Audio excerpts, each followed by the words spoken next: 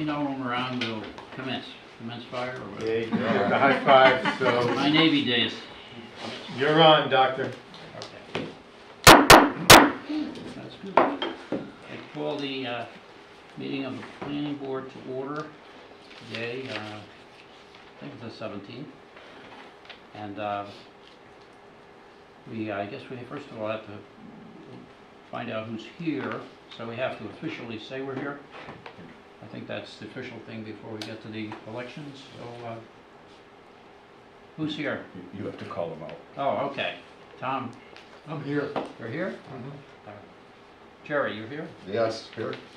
How about Mark, you here? I am. And I think everybody is Rupert. Rupert, I'm here. Here. And I'm here. So the first order, well, first of all, I'd officially like to welcome Tom to our group here. Hopefully he has a long and positive stay. You know, I've survived. Hopefully he does. And but the first thing order is the elections of officers, the planning board, and the first officer to be elected, of course, would be the chair. I'd like to move Mark Brady for chair. I'll second that. All in favor? Aye. So, do you want the gavel now, or do you want to wait till we you go have- through you the have- other You have to appointments? go through the other appointments. Yeah? Is that Robert's rules or Well, Mark's then you rules? can, then you can. I'd like to move Dr. O'Neill for vice chair. Seconded? All those in favor? Aye. Aye. And secretary? Move Jerry Brunetto. Second. All those in favor? Aye. Aye. So be it, as they say. So, Oh, thank you. yes, sir. All right. The gavel has been passed to new generation. I'd like to welcome everybody. First, we've got elections officers. Need land trust liaison appointment. Mr. Brunetto, would you be interested in that position as you have a history there? Yes, very much. All Thank right. you. Do I hear a nomination for Mr. Brunetto? Yes, so moved. I second. So moved. All those in favor? Aye. All right, Jerry Brunetto will be Land Trust Liaison appointee. Annual report for action. So that comes from you. So I turn As this for over to me, staff. Mr. newly elected chairman, Thank you. it's in your packet. It's 10 or 12 pages long. I'm going to read it word for word. No, I'm not. But as you recall, and even Tom, who's a new person here, has been observing your actions for a while. So he's pretty well versed with a lot of what's going on. But we had a very busy year in 2023. Key highlights. Start with the gentleman to my right. Ryan DePaney was hired as our new planning technician back in June. Just passed through his probation and is now an official full-time employee of the town. Congratulations. Thank you. Welcome. So I gave him his decoder ring and showed him the handshake and Secret handshake. everything. There were no comp plan amendments, but there were numerous zoning amendments, as you know. I'm not going to go through them all to any degree, but just to let you all know, we were busy with wetland regulations. The retail sale of cannabis products, that was a somewhat interesting discussion. As you might remember, this board recommended that cannabis products would be appropriate to be allowed for retail sale in business zones, and the town council then did not accept that recommendation, changed the ordinance. The content of the ordinance stayed the same, but they changed it so that cannabis is allowed in the industrial A and industrial B zone, not in BB or BA. Then we had the issue of the 3 student and the 3 unrelated ordinances. Those are actually 2 separate ordinances, as you know. 3 students and 4 unrelated, you said 3. Well, the 4 unrelated was brought up was brought back and changed to 3 unrelated. Yeah. That was what you voted on back in November, just a couple months ago. But the Couple 3 years before student that. ordinance came up in the early part of the year. And you all recommended, let's see if I recall that We were close. you were opposed to that, that's correct. And with regard to the 3 unrelated, you felt as though moving it from 4 to 3 was not of any great significance.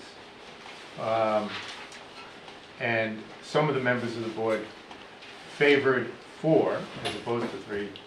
One member of the board, as I recall, and maybe 2, also favored 3, so there was not real consensus there.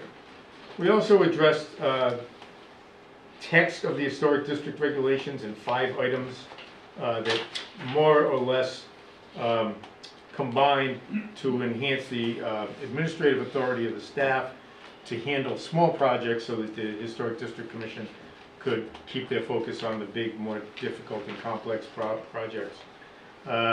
And also there was a new historic district established. You made recommendation on that. At the camp, you know the camp, we all know the camp as the site of the Parks and Recreation Department offices.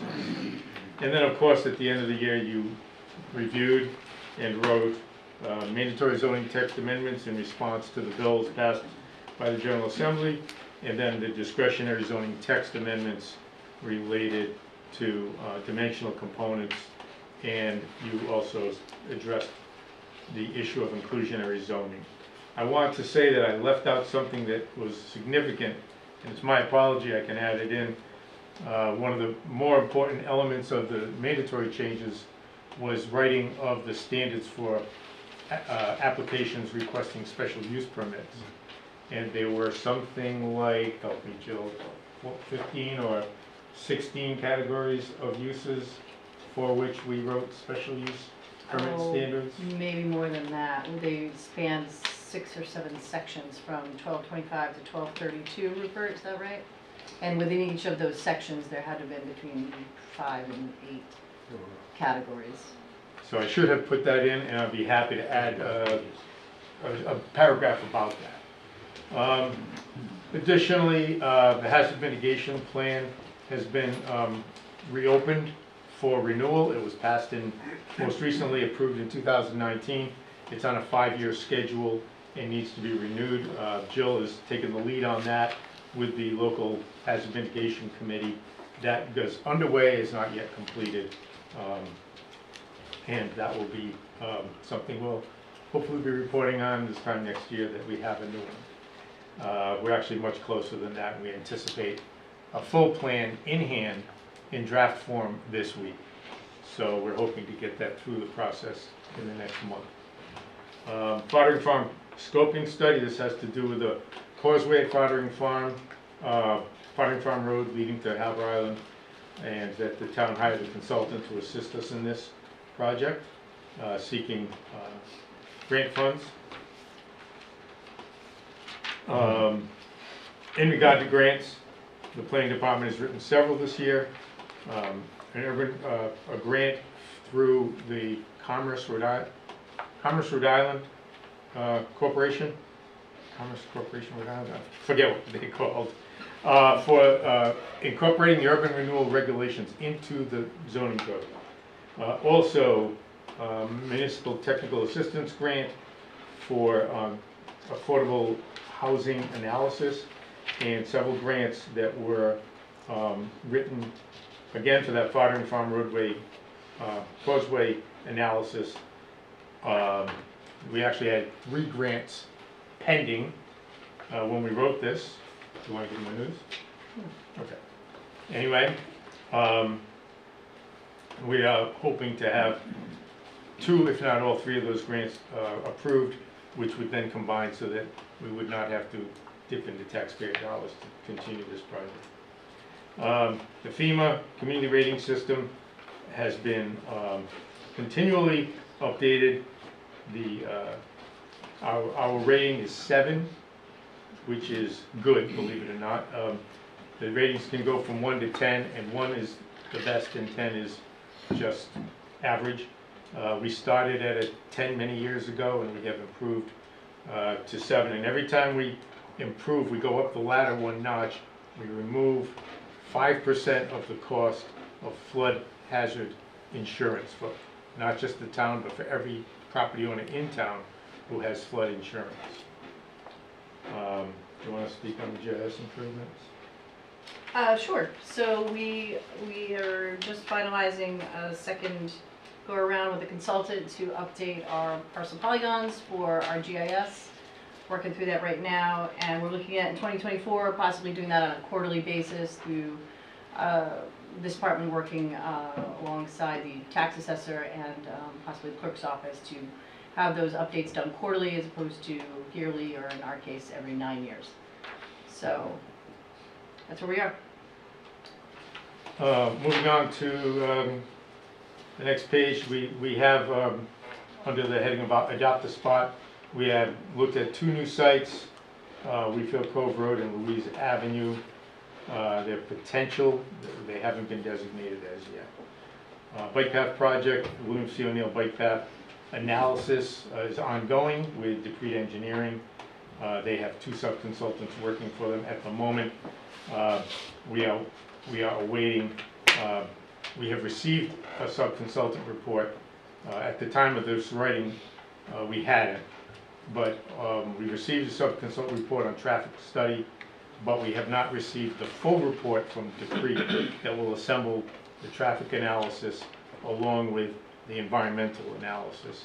That is still pending, and we're anticipating that in the next month or 2, so that we can bring that to closure. Gansett Days mapping, every year in September we have Gansett Days.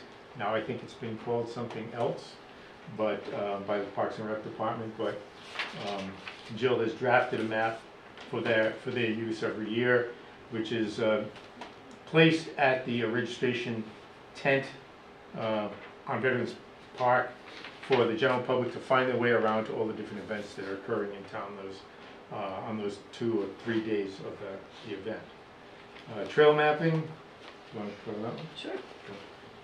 So we have worked with the Land Conservancy Trust and the liaison, and our new liaison will hopefully be doing that again with us in the coming year to map several trails in town and try to create several links. Probably the most notable is the Gansett Loop Trail, which was featured in the paper earlier this month. It's a 5.2 mile walk, of which we mapped, myself and the former chairman and some other folks mapped that 2 mile loop, and it's also on all trails. So in 2024, we're looking at doing, making a larger connection over to the Sunset Farm Trail, possibly, and then back down through across Harding Farm Road, and then there's some trail systems on Harbor Island. This doesn't include the short trails to the water. This is inland, right? This is inland, Dr. Neal, so it's the Crooked Brook Trail System. So if you start at the middle school, and you park at the middle school parking lot, you can walk across the street, South Pier Road, walk all the way through Crooked Brook, cross over Kinney Avenue, down from Gibson, you get back on the road, you walk. Actually, the seawall, which is a nice, nice change. Walk the seawall all the way until you get to Anhoxie Lane, and then you turn into the west lot, and you can pick up Canacha Trail right there, and then you walk the This is Canacha more Trail. for exercise, not for water access. That will no, Yeah. but there is water access. I mean, there's the bike trail too that comes through the other side. It comes at the community center. Right. Okay. hmm And then you're on street a little bit on Prospect, and then you end up on the bike path, which runs behind the middle school, and then it drops you right back off in the parking lot. Just a few more things. Under historic preservation, the staff advised Historic District Commission in review of 16 public hearings last year, in process 28 administrative approvals. We also addressed the issues at the camp and designation of the camp as an historic site, as I mentioned before. In regard to site reviews, we had processed 31 staff reviews and 30 site reviews. The difference is site reviews are the ones that come to you for review, staff reviews are the ones that are handled at the staff level. There is a statistical analysis on the following pages. The Middlebridge site, as you know, if you've driven down there, I have been working with the engineering department and Parks and Rec department to make certain that we hired a contractor, which we did, and the construction commenced in 2023. It's partially complete. They've built the new driveway. They have renovated, rehabbed the bulkhead, not the bulkhead, but the riprap along the marina frontage. And then they had to button things up for the winter, so to speak. So they'll be back out there to do the final work on the parking area and tearing out the existing parking area and planting that with seed, as well as other plantings along the waterfront. So that will all be happening in the early spring. Should be completed before the marina reopens in the springtime. Affordable housing.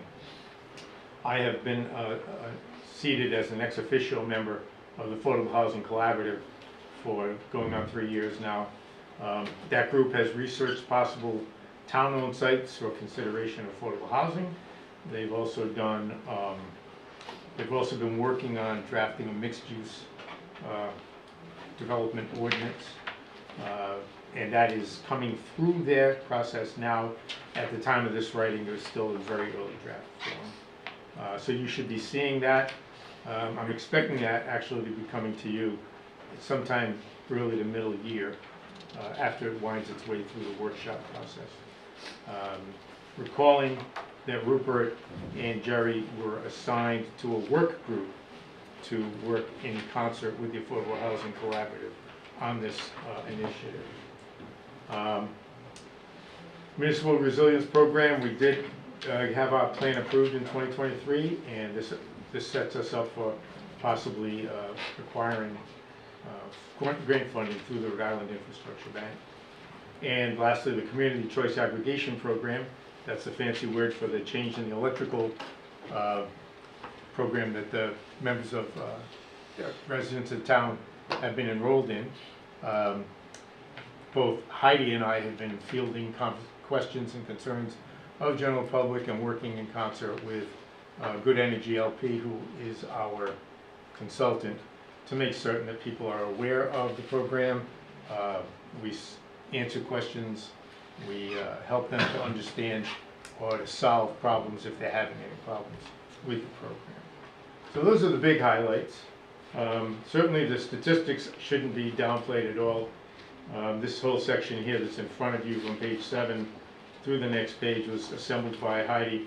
And as you can see, you folks were working pretty hard last year, holding 21 meetings, reviewing several subdivisions, 14 recommendations to town council, 40 total site reviews. Those are the recommendations to zoning board, and other things. There's a section at the end about professional development and training. I won't get into that, but we were a bit busy. Jill mostly, she attended several, a Leadership Institute and several other conferences. She and I attended a planning conference in October. And our outlook for 2024 is to continue with zoning ordinance updates.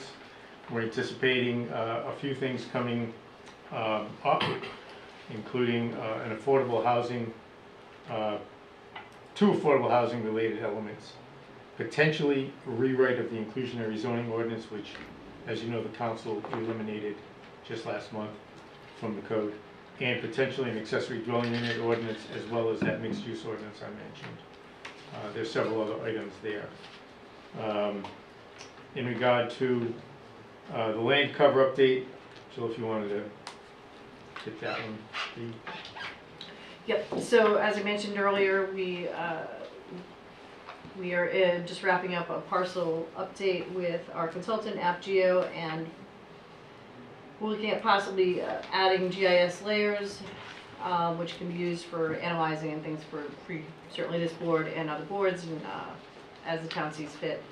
to, well, it says land cover here update, but that encompasses a lot of things. That could be building, building coverage analysis, that could be green space analysis, could be a variety of things. But we're always trying to work on updating our GIS information, making sure it's relevant and useful. Moving on to State of Rhode Island projects, we have two that are pretty significant. The South County Bike Path, I've already mentioned that. DePreta Engineering should be wrapping up their analysis and providing us with a report fairly soon. That will help us to advise the town council on next steps. Getting the bike path extended to the beach area. And also the roadway project, there's been a possibility of working with RIDOT on South Pier Road. As you know, South Pier Road has had some repair done by our DPW, but to get it completely rebuilt from one end to another is still in the works with RIDOT. On Canachet Farm, we've been working with... Michael, I want to interrupt, Yes. but nobody put the lines back on. It's not... Well, no, that's dangerous. Yes, of course, yeah. I think it has to do with the temperature. I think it has to be warm enough for the paint to... They put those patches on months ago. Mm. No, That's a good point. different people have said to me, you're on one of those boards, why don't you ask? What the heck's the matter? Well, and a lot of people now have those automobiles with, that keep them off the center line, off the Yeah, side. and they have to read the So lines. they're sort of dependent on that, but it's, when it's dark and rainy or whatever along there, it's, any case, It's a good point, Doc. that was in months ago. I'll write that down. Thank you. Just a few more things. In Canachet Farm, there's been an interest in doing this linear park. The linear park was part of the overall master plan for Canachet Farm, written a decade ago. And I'm working with the Parks and Recreation Director to find funding to see if we can get that done. The second item there is even a longer shot, to be honest with you, working with the Narragansett Lions Club to potentially attain allowance from the federal government to allow for Fireman's Exhibit Hall to be built at Canachet Farm. We tried it once, we were turned down. If there's any openings, meaning any new way for us to approach that, I will be seeking guidance of Rhode Island DEM staff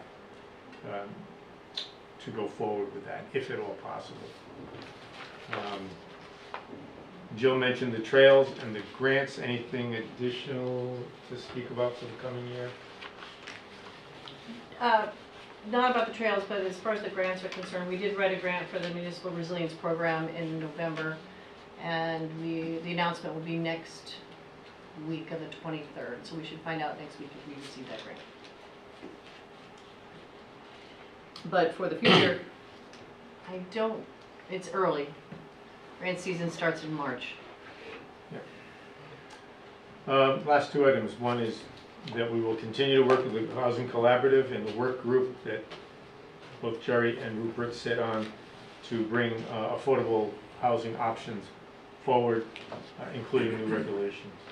And last of all, but certainly not least, in light of the several additional areas of responsibility directed to staff through the General Assembly and passage of the various housing statutes this last year, we will be intending to request additional staffing in the form of an additional full-time employee this year. So that is our report. Mike, question, and you and I have talked about it. I know you guys are working on this and just being a nudge about it, keep it on the radar. I know it's federal, I know it's through Senator Reid, but this week's shown just how bad the breakwater is. Yeah. So, all right. Thank you. Anybody have any questions? I have a number of edits that are just sort of detailed stuff I can just give them to you. Okay, that'd be great. Anything else to add?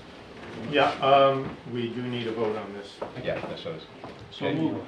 Do I hear Do we need a vote on the annual report to accept it? Move to accept the annual report. Do we have a second? I'll second that. All those in favor? Aye. Aye. Passes unanimously. Mark, I'm going to abstain. I didn't sit on. Oh, I that's, wasn't I'm on sorry, this. thank you. Wasn't on the board. Sorry, Mr. Chairman, who seconded that? You. I'm the primary. Primary, Jerry, Second. you do the second. Okay. We'll try to slow things down. No, I- Sorry. Tom, I apologize. No worries. I recognize you there. We have a change for June 18th meeting to Monday, June 24th. Yes, no? I believe that there are, one or more of the members have a conflict for the June 18th. We were trying to help with that. June 19th is a holiday. Yeah, Oh, that's right, I'm sorry, that was the Yes. reason. that was the reason. Okay. June 19th is new holiday set forth. All right. We need to vote on this? What is that? You need to decide if you're going to take the date that we suggested or if you have a better All date right. that works for you. This for was all a of you. discussion, Tom, you weren't here, this was a discussion we had last night when we looked at the schedule. So I think June 24th was like the only one that really worked based on our Everybody. conversations, so. I won't be here, Mark. I'm out of the country from the 17th to the 2nd of July. Oh, you would have missed it anyway then. All right. So this All those doesn't in need a favor of motion. moving the date to June 24th? Yes. Aye. Aye. And one extension. Who made the motion and who seconded that? He made the motion, he seconded. Thank you. For the record, Mr. Chairman, could you give us the names? Yeah, I will, sorry. I'm used to being over there. This responsibility, this pressure is killing me. So it was Dr. O'Neill and Rupert? Or Jerry. Jerry? Chair, yeah. Thank you. All right. Mr. Chairman, who abstained? I did. Okay. Okay. So, next item we have is approval of the minutes. I move approval of the minutes for November 15th. Rupert is approving. Let me see. Jerry wasn't there, so he's not able, he didn't need to abstain. And I'm guessing Tom, your vote as well? Yeah, Jerry and Tom have to abstain. Before you, No, we're not going anywhere. all right. Let me ask you to modify the language. Okay, page number 2. Which one are we on, Doctor? November June 15th. 15th. Okay, thank you. Third paragraph, starting with my name. The way the paragraph describes it, the history of the property, original proposal was for an office building and it morphed into a dealership. It didn't morph. We, as a town, agreed to that. Okay. That wasn't the issue. The issue is, despite the buying, T-shirts and whatever for teams, despite that, the repetitive asking for forgiveness because of what has been done, because it's been modified, and I'm just warning my colleagues here that whatever we heard out there, good luck. We hope that's what's built up. We'll see. So my feeling would be to change or get rid of the morph into a dealership terminology, because we agreed on that. Yeah, I think you did say something about that, but I think that was, you were intending that to kind of be setting the background for the more important comment you made about the various forms of Right. relief that were requested and granted over the years. Yeah, reluctantly granted, certainly this board didn't, but one of the other boards did. So, no, it's the truth. So I just, Sure. it sticks in my craw. Don't come before us repetitively. Assure us this is what we're gonna do, and then come back to say, this is too big, this is too high, this is too bright, all of that whole war. And then to come in and do the good, I'm just a good, a good person in town and, support the Little League or whatever. Come on, you advertisement on those shirts. It just sticks in my craw. repetitively do that. And my colleagues here, none of them were sitting here through the origin. So we'll see what's built like. Good So luck. do you want to strike the word morph and use the word approved instead, and then add something? Yep.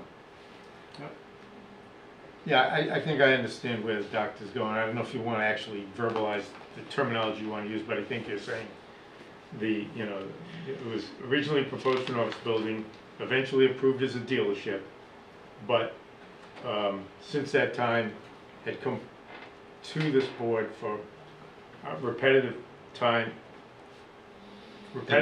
for different forms of relief, and you found that objection. So we can wordsmith that a little better. As long as you come in and tell us what you're gonna do up front. But, the business of forgiveness, it's a lot easier to get than permission, so, in any case, that's the point. Thank you. Any other changes? I amend my motion to move the minutes with the revisions. Okay. So we have a motion, seconded by Doc. All right, Dr. O'Neill seconded. All those in favor? Aye. Aye. Tom Callahan abstains, All right, I have to abstain. and you have to abstain. I have to abstain. Yeah, you have to abstain as well. 3-0. Okay. Oh, my. Sorry, that's the first time I said that. It's okay.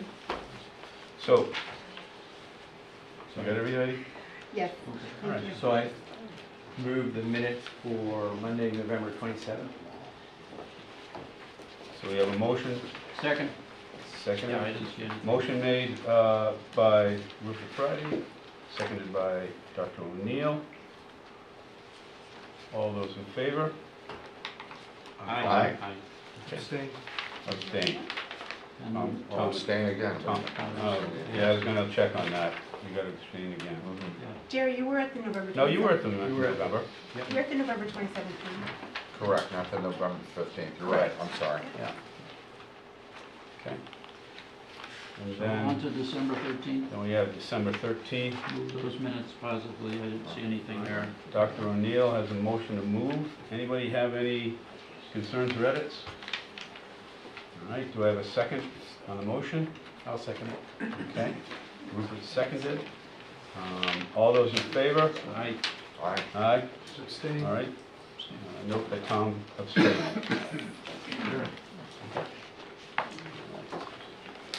Before we get into the meat of our meeting, on behalf of the staff and this board and everybody who's been through here for the last 25 years, plus years, I'd like to thank Terry Fleming for his service. I mean, I think it's unprecedented for somebody to devote themselves that long. What will be missed is his historic knowledge. That's why we're keeping Doc around for as long as we can. So, but I would like to say that Mr. Fleming is going to continue serving the town on the land trust as a citizen representative of the land trust. All right. Okay, guys ready to get to work? Yeah. Okay, our first site for review, site review 11 Prayers LLC, plat NJ, lot 10, 83 Cliff Drive. Do we have the representatives here? It's been withdrawn. Yeah, they withdrew. What's that? Okay, thank you. So that is continued. Next, site review, Capstone Holdings LLC, plat R, lot 329, 103 Solitaire Ave. Is there a representative? Yes, Vice Chairman, board members, staff. As you can see. Can you identify yourself, please? Oh, forgive me, Attorney Jake D'Amico, Thank you. appearing on behalf of the applicant Capstone Holdings LLC. Thank you. So as you can see with the submission before you, it's the applicant's intention to construct a third level on a, as it stands now, a two-story residential property on Saltaire Avenue. They're not going to expand the footprint of the property, just go up. Based on the staff report, it looks like we were working on the height. We got it pretty close. We're at 35 feet and about 6 inches. So almost, 35 and a half feet there. And by adding that additional, it's going to be a master bedroom by adding that bedroom, we end up needing to cut into the soft space for parking purposes. So, with that being said, I met with Jill and I met with Michael. I just had a quick question about the height of the building. From what we submitted, it looks like it was about 33 feet, but it seems as though we measure it from the average of the grade. Is that how we came to the 35 and a half? Because I spoke with our, we have an expert, Ed Pimentel, who's going to be joining us hopefully for the zoning meeting. And I was just a little concerned. I wasn't quite sure how we got to that 35 and a half foot measurement. And I just, maybe if there's Sure. some kind of, Defer to the staff. Is it 35 and a half? 35. Or is it What it's been 35 measured feet at, and- 30, 5.5 Five inches. and a So half it's inches. 5.5 inches too tall. Right, so the planning department doesn't determine the height of the building, it's the building official. So the building official reviewed it. I believe he measured at the four corners of the foundation, and I believe Mr. D'Amico can confirm that the property sits on somewhat of a grade change. it does. And so that is Okay, likely that's what fine. triggered, right, so you might be measuring it maybe from the front of the foundation, but I believe he used the four corners.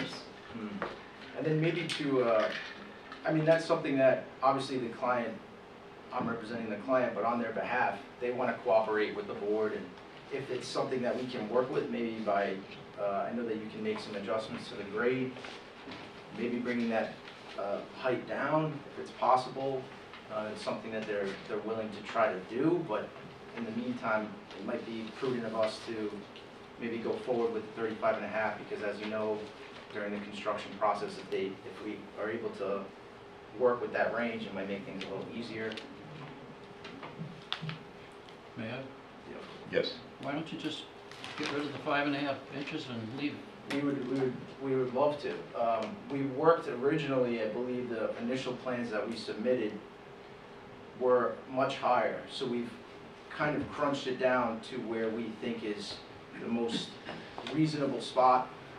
And just unfortunately with the grade issues, we're just at that, obviously, 5.5 inches too tall there. Oh, 1 foot, 5.5 inches, right? No, I just think 5.5 I inches. think it's just Yeah. What's the height of the ceiling on the third level? Just a flow down. way hard Cross to section. see.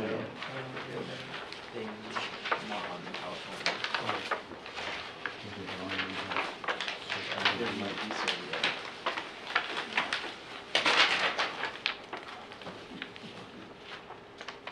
It looks like it's 8 feet.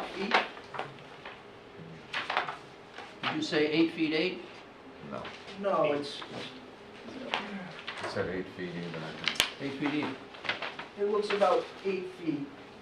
I can't read the rest of the bottom there. It's a little small. It looks like it's at 8 feet and 7/8. Yeah, you all have, in your packets, you do have a cross-section of the building. Right. The numbers are really tiny. Let's see. That's why I was asking. I didn't have a magnifying glass at home. Well, no, I could just, you could, It look like I 8 foot, understand. 1 inch. 8 7/8. feet 1 inch. Yeah, 8 foot 1 inch, 7/8. Yeah, so it's very similar. Crap. You ready to read that? I just magnified it. Wow.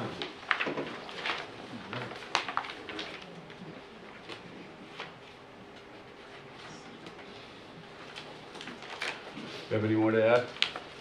No, I'm open to questions. Okay. Dr. Renee, you have any more questions? yeah, Go ahead. I'm simplistic, you know, why don't you just shape, that's the only reason you're here, right? Just for the 5.5 inches? They got Oh, a that's soft a scape. soft scape. The soft scape as well, yes. Oh, okay, all right. Mm.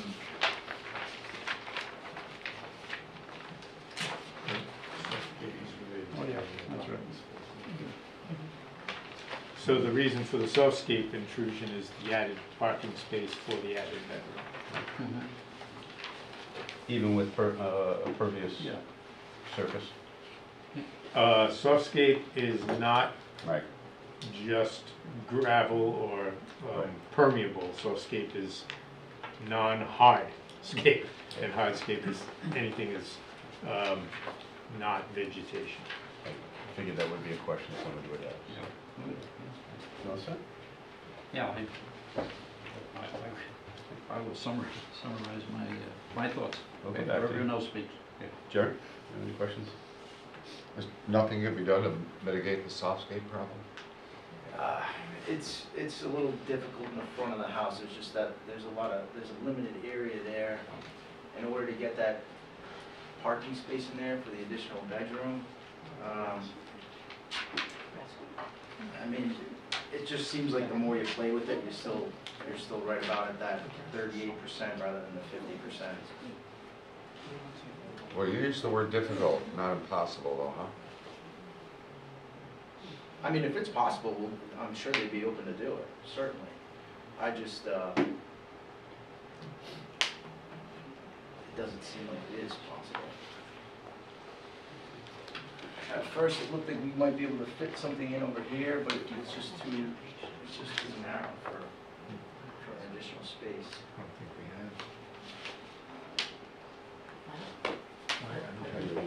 No, nothing else. Rupert? So I have a question for Ms. Sabo. Yes. So does FAR come in under this? Is it No, impacted? and I will remind myself why in 1 second. Oh, yes, FAR does come into play, and it was not triggered. The building official did not file it for FAR. Okay. No, it's 11,000 square feet, but the building official is the one who determines all of the relief, so this project was not flagged for FAR. Any other questions? If I may, Yeah. just because I'm curious, with the new laws that passed January 1, is this something that would still require zoning relief? Or would this be something that we could do administratively? Is that not yet? I mean, Uh, I can is that not answer yet that. a- So in here? the way I've been treating it is you're vested under Okay, the I old understand. rules. Yes. Clearly, your application's complete, it was in, and we're given all the benefit of the doubt to any applicants, even if it wasn't totally complete. You would have the right to request a continuance, and this has happened, and put a formal request in to be reviewed under the new laws. If you do want to be reviewed under the new laws, it would, and ultimately you do decide to go that way, it would have to go through the process again. In other words, these guys are reviewing this under the old law. Understood. You can't switch it in zoning and then go, because staff has to Understood. review it. But, I mean, ultimately, I think your professionals, your architect, Ed, would have to make that determination whether it is advantageous for you to request a continuance, to have for you internally to review it under the new laws, and then to come back to us to give it a look. But you're not getting I two understand. bites at the apple. Yeah, So if you have the right to continue under the old law, you have the right to ask for a continuance, have the internally reviewed under the new, and then if you wanted to come back under the new, the only thing, it was only my legal opinion in the town that it would then have to go through the review process again because everyone has reviewed it under the old law.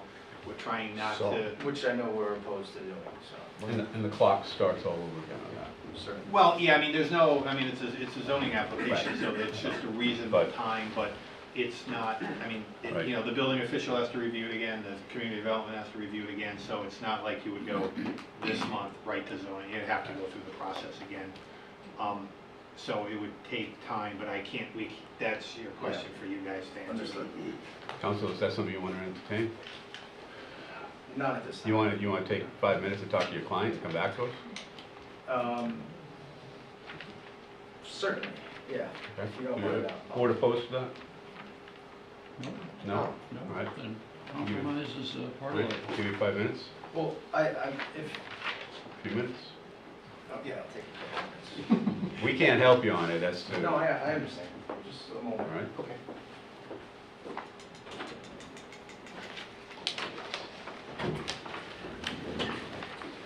We You wanna start with the shouldn't next- discuss it well, because he's not here, right? No, we won't discuss it. No,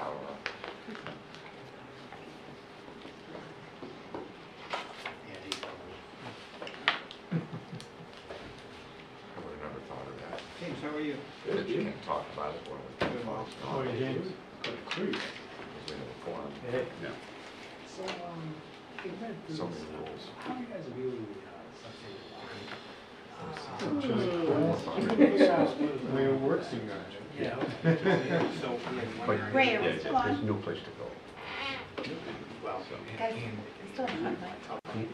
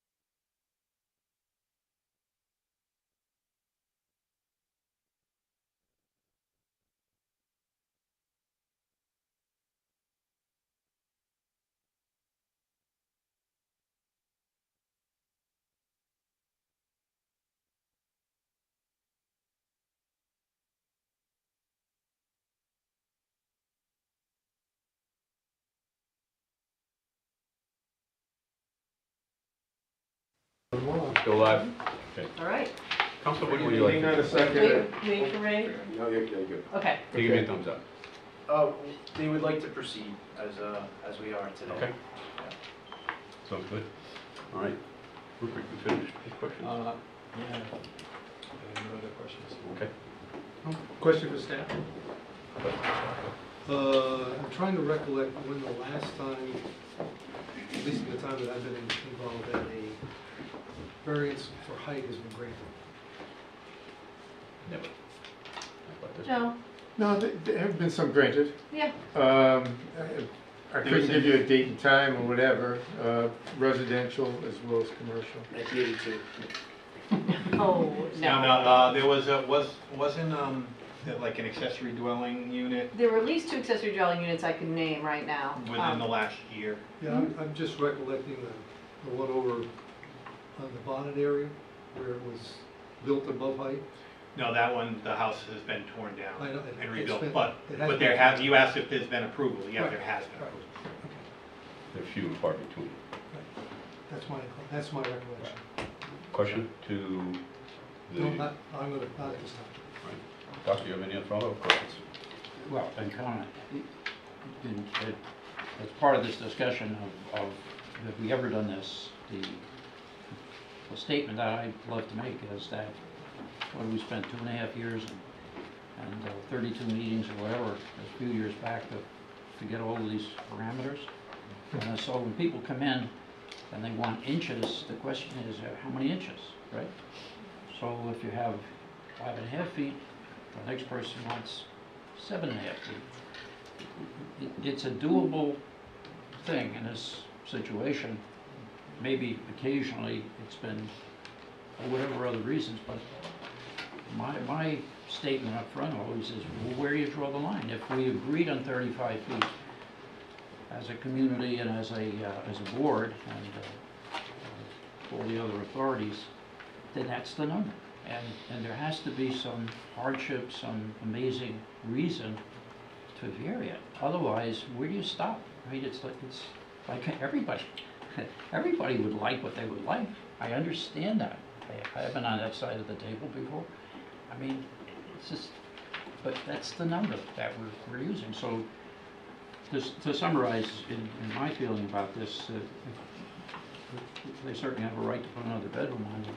And so they've got to have a parking place off the street. So I would certainly bend in terms of softscape, but as far as height goes, it's doable. I mean, whether you have a 7.5 foot ceiling or an 8 foot ceiling, I live in a place with 12 foot ceilings. So. Jerry, any closing comments, questions? No, thank you. Rupert, any questions, comments? No comments? Tom? Well, I just, Yes, reflecting off what Doc just said, I've not heard you describe what the hardship will be if you don't get 5.5 inches. What is the consequence of not getting 5.5 inches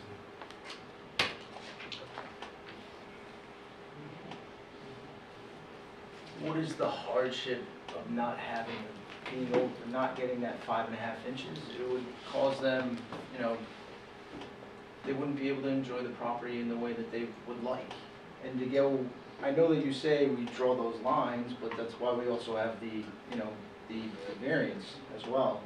And if it's something that, when it's in a couple of inches, it just seems as though, when the circumstances call for something, or if they do or if they don't, it's at least for us to take a look at it and see if it's something we can work with. So if the issue is the height, what I can do is I can speak to my client, I can speak to the architect, I can see if there's some creative ways with the grade, if they can adjust it, and maybe we can get to where we need to be, that would be wonderful, But my understanding is they've tried, and this is where they've come, and this is what we've been able to do with what we have. Yeah, but what I haven't heard in your presentation yet is if you don't get the 5.5 inches, what's the practical result of how your client's enjoyment of the property will be impaired? They won't build the third floor. They won't be able to have the master. They won't build a third floor for 5.5 inches? I'm not sure. I'd have to find out. But, I mean, because of the site, you know, with the wetlands there, they can't expand. The only way they can expand is to go up. So with what they're dealing with on the site, their best bet, or the only thing that they can really do is to go up. And with the difficulty with the grade and the way the site is laid out, this is what we have come to the conclusion is the only way to really get this to where it needs to be, the closest as it can get to what the town, you know, where you drew those lines.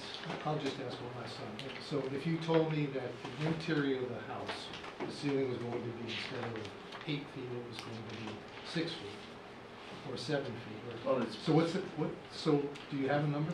the owner of the home is 6'4", you know? I'm asking you, do you have a number? I don't have a number for the ceiling height. I'm trying to understand the practical consequences of how the dimensions of the third floor changes if you don't get to 5.5 feet, in terms of how much space, 5.5 inches, excuse me. I'm not sure if we had to change it and drop it down that much. I'm not sure what that would result with the ceiling height. I'd have to clarify it with the architect.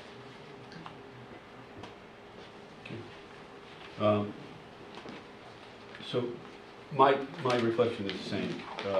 You're looking for a 12% relief in softscape. Understand why. The question is the 5.5 inches. And, you know, we have to look at it as far as what's the hardship here. We really haven't, in my opinion, not speaking for the board, but in my opinion, really haven't painted that picture for me. You've heard the sentiments of the board at this point. Again, you talked about going back to the architect, go back to your client about the 5 inches. Is there something you can do? Maybe you go to steeple ceiling or whatever, I don't know. Do you want that opportunity to do that, or do you want us to make a decision here now? So when I'm under the impression that this is just the site review and then... Yeah, So correct. you say- So this is just a recommendation to Yeah, zone. so this zoning, is just a right. recommendation, Not- which non-binding. unless we came here completely in compliance Right, with the it's not- softscape and the height, right. we were gonna get a negative recommendation regardless. No, not necessarily. No, Well, not necessarily. necessarily. No. You're right, forgive me. Okay. All right, do you have anything else to add? Not at this time. Okay. All right, so, do I have a motion on tax assessment Excuse me, plat? Mr. Chairman. What's that? Are you going to take public comment? on Oh, this section? yes, thank you very much. Any public comment on this, please? You go, girl. Thank you. No, it's a learning curve for me. Completeness? Anybody?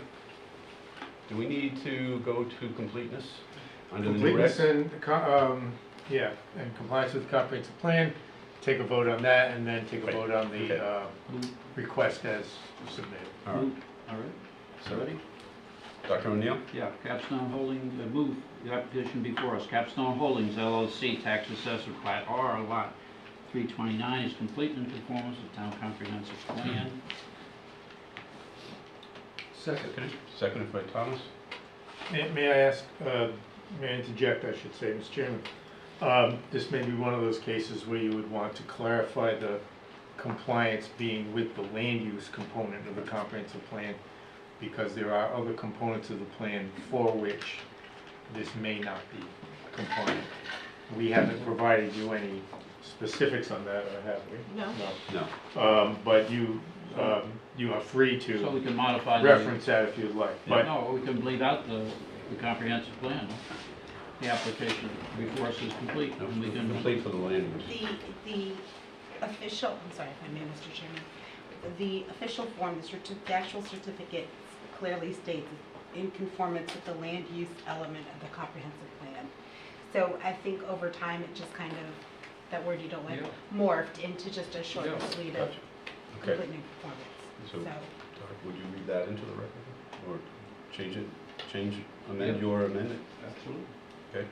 so complete in conformance with the land use component of town's comprehensive Comprehensive plan. plan, yes. And I'll- You'll and second I'll that? I'll second that. All those in favor? Aye. Aye. Okay. Do I have a second motion on the actual application. Sure. Move the application before us, Capstone Holdings LLC, tax assessor Plat R, lot 329 negatively, with the correspondence dated January 10th, 2024. The relief requested, the comments from staff, height of the building, etc. Standards, requesting relief. Number 4 here, relief granted as the least relief necessary. And then the planning board review a list of 1, 2, and 16. 15, alternatives. perhaps? 15 also. Or does it go to land? Done, add 15. 16, no, certainly. Okay, so the motion is to deny? Deny, yeah. Deny? Negatively is what it is. Negatively. All right, is to find the negative finding based on the height of 5.5 inches above max, and you include softscape. Yes, yeah, I Soft mentioned skate. that the variance is The requested. 12% variance requested Yep. is 38%.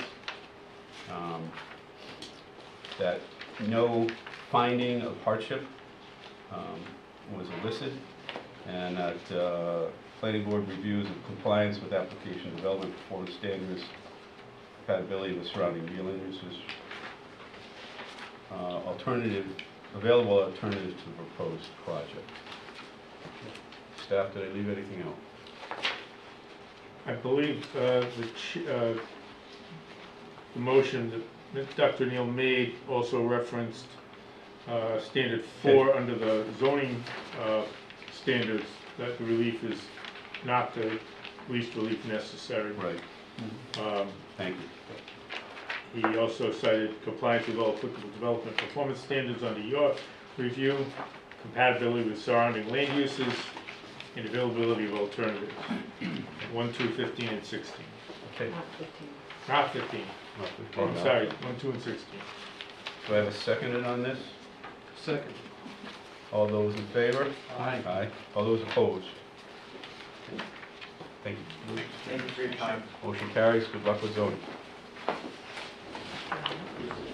You're gonna I missed it. because we Oh. it is complete, and you can check those. Okay, I'm moving upward. So, we have everybody here from Murphy? Here?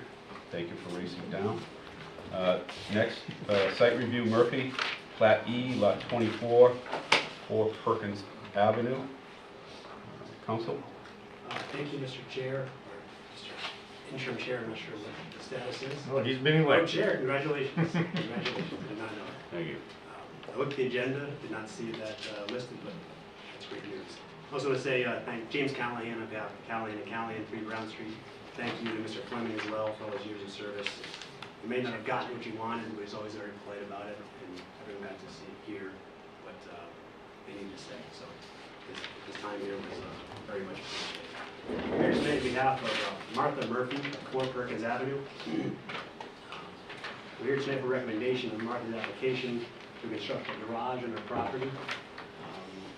This is sort of a tucked away spot on Perkins off South Pier Road in Boone. I doubt many people run by the site by accident because they're at the very end of Perkins abutting the apartments on South Pier Road. Martha's house is directly on Perkins. It looks a little like a carriage house. And she'd like to construct a 24 by 20 garage to the southeast of her current home. And this lot, it looks somewhat large based on the view overhead, but it is not that big when you're there. Martha actually owned the house, which is right here, for many years with her husband Kevin, who had a great story as well. For the first, like none I've ever heard, the first 20 years of his life he was a commercial fisherman. And for the last 20 years of his life, he was a nurse at South Clayton Hospital. So he had a very vast career in different ways. He unfortunately suffered an illness and passed away about 10 years ago, much too soon. So as a result, Martha sold this house and moved into the carriage house. She thought about moving out of town, moving away, but she decided to stay and lives here full time. So she lives by herself, and as you can see, the only parking area is on Perkins, or to the left, but it's always outside, which I think puts her in a little discomfort in the winter and at night when she comes home from different outings. The garage will provide her a little bit of safety and comfort. We're here for relief on a number of factors. What is interesting about this proposal is that a lot is substandard by a few thousand feet. And with the new laws, there are a lot of different aspects to this proposal that could benefit her. I got in this case a little late. I wasn't part of the original application. So what I'd like to do tonight is actually listen to your comments, get a recommendation, and then reassess with Martha what we should do with the application in full. Because I'm not sure if all towns are treating it the same way, whether it's vested, new law, old law. I think it's kind of a new Wild West of zoning law. So It's at least a learning curve for everyone. right, it's a thing for everybody.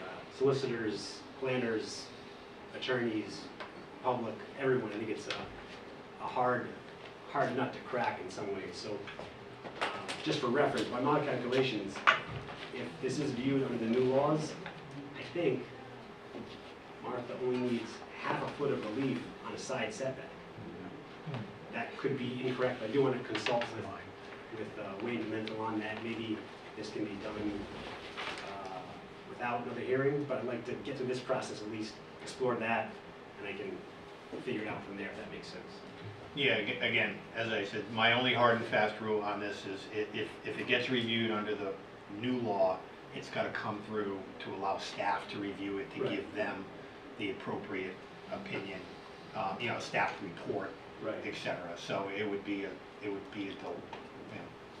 whatever, however long it takes to run through the system again. That's just because we can't have, anything on January 1st forward is new law. That's the easy part. It's these applications now in this month, next month that are kind of have the option. But if you do option 2, you have to allow the staff to review it again and give an appropriate, appropriate staff report. Right, and depending on how it's viewed, it may not even get to that stage, correct? Because we wouldn't need. Well, if Wayne determines that relief is needed, then it has Yes. to go through the process again. Exactly. If Wayne determines relief is not needed, then obviously it's not needed. That makes perfect sense. So, it's a lot to absorb, but that's the idea. So counsel, out of respect to you and your client, before we take a vote, I'll ask you what you want to do. I'd like to get your recommendation. I realize it may not be. We can't give you a recommendation, but we can tell you our concerns. Well, Or do you want us to take a vote? oh yeah, I'd like to take a vote. Oh, okay, I thought you wanted, No, okay. no, I do. All right, okay. I couldn't tell which direction you wanted to go. It's difficult. All right, so, all right, anything else to add? I'd just like to say just for reference purpose, the architecture on the proposed garage is much like her carriage house, so it's consistent, which I think is consistent with the area. And in that area, it's an old neighborhood, so there are a lot of garages similar to this that are quite close to setbacks, including the house I grew up in, where the garage is basically a foot from the neighbor's line, and it's been there for 100 years, but that's a different story. So I don't think this is quite out of character with the neighborhood, and I think would be a welcome addition in that respect, and also from our office. Thank you. Dr. O'Neill? Yeah, I've changed, you said you came in a little late on this. I have a few different things. See, up along here, the brick goes to what, about here? Is this a wooden fence here? I think it is, yes. Yeah. So, this is the garage. two things about the garage. It's pretty big. It's a big garage. So in terms of, you know, the edge here, why, I'm sure she has plants and everything. I don't know, Martha's quite a gardener. Yes. But still, that's, the idea of having to put it here and the size of that garage, I mean, it could be put here, as long as she's gonna clear that, that wall. I mean, that wall is a beautiful wall. But I don't know why this just can't be over, and if, or if it has to be here, just make it smaller, and so, you know, we don't have the variances. But, you know, those are my thoughts. The design obviously is nice. It's 18 feet, right? Yes. Well, Jerry? No, no comments. Rupert? Yeah, my comments are similar to Doc's, and I guess also similar to your questions about the new law.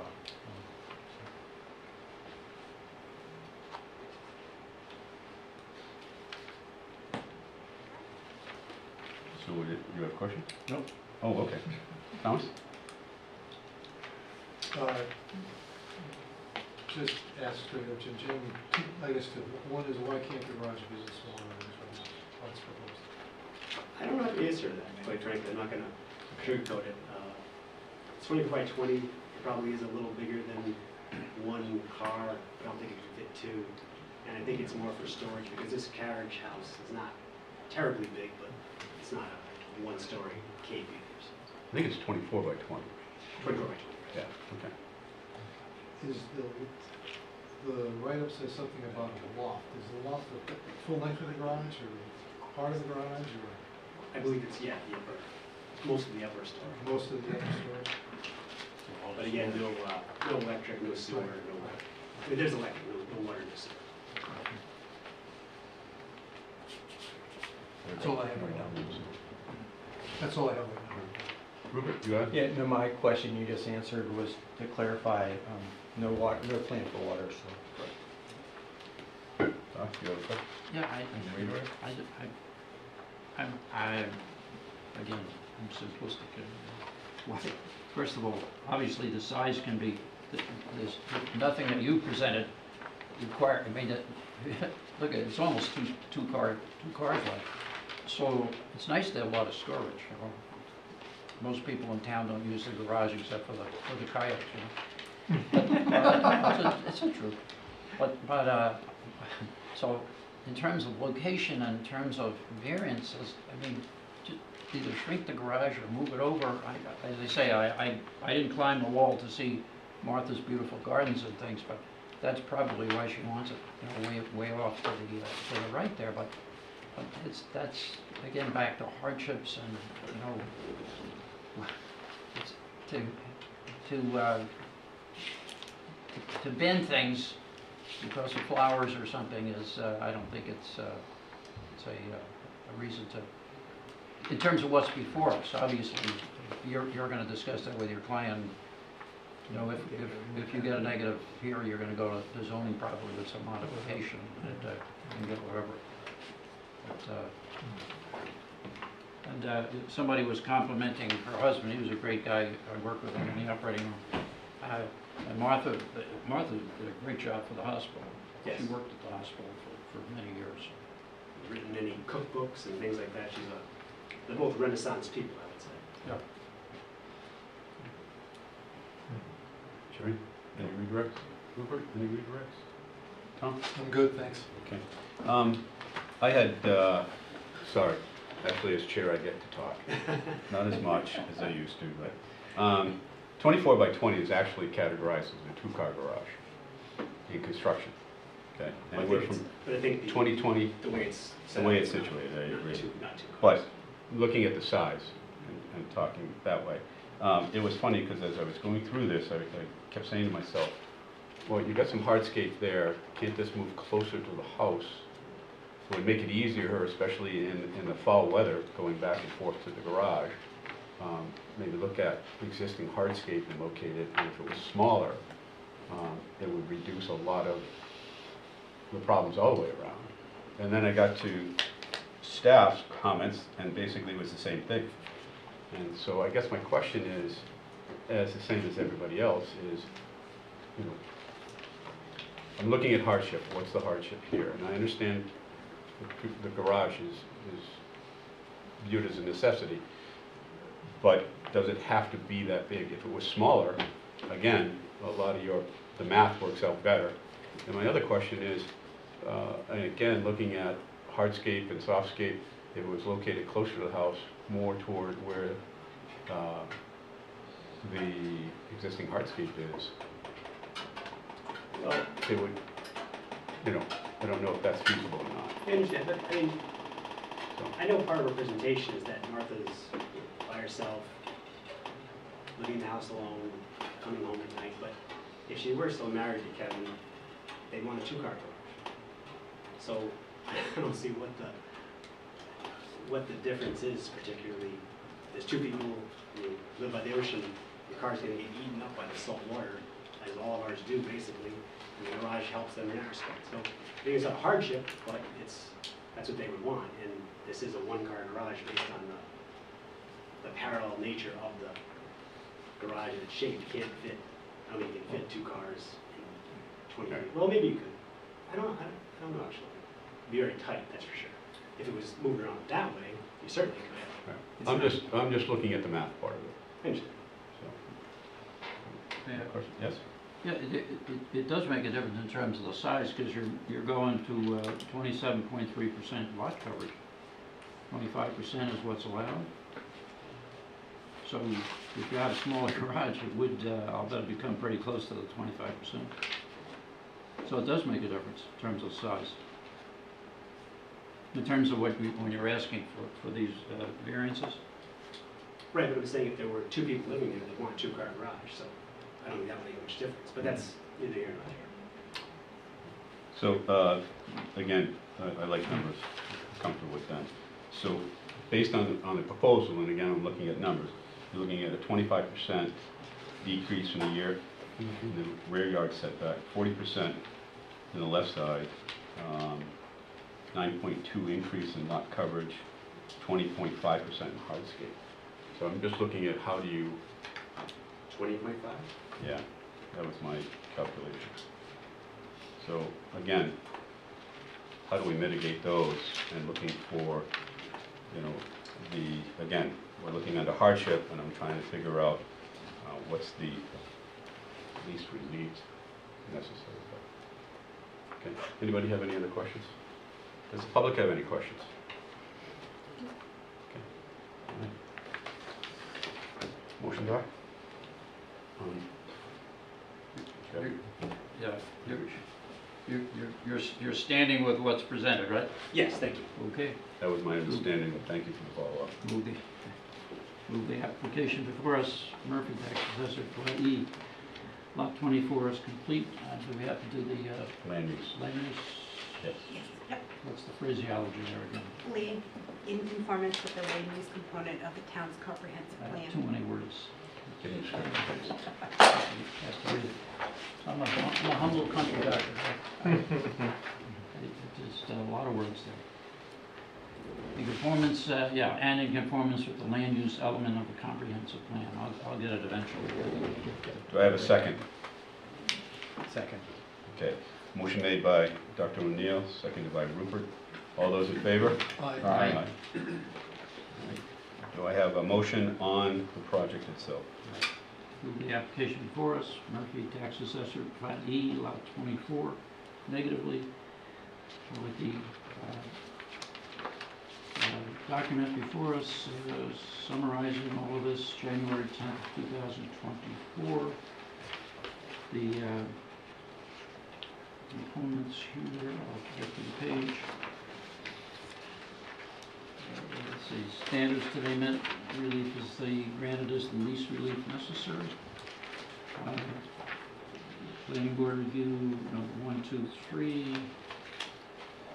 Let's see, and number 16, there are alternatives to this project.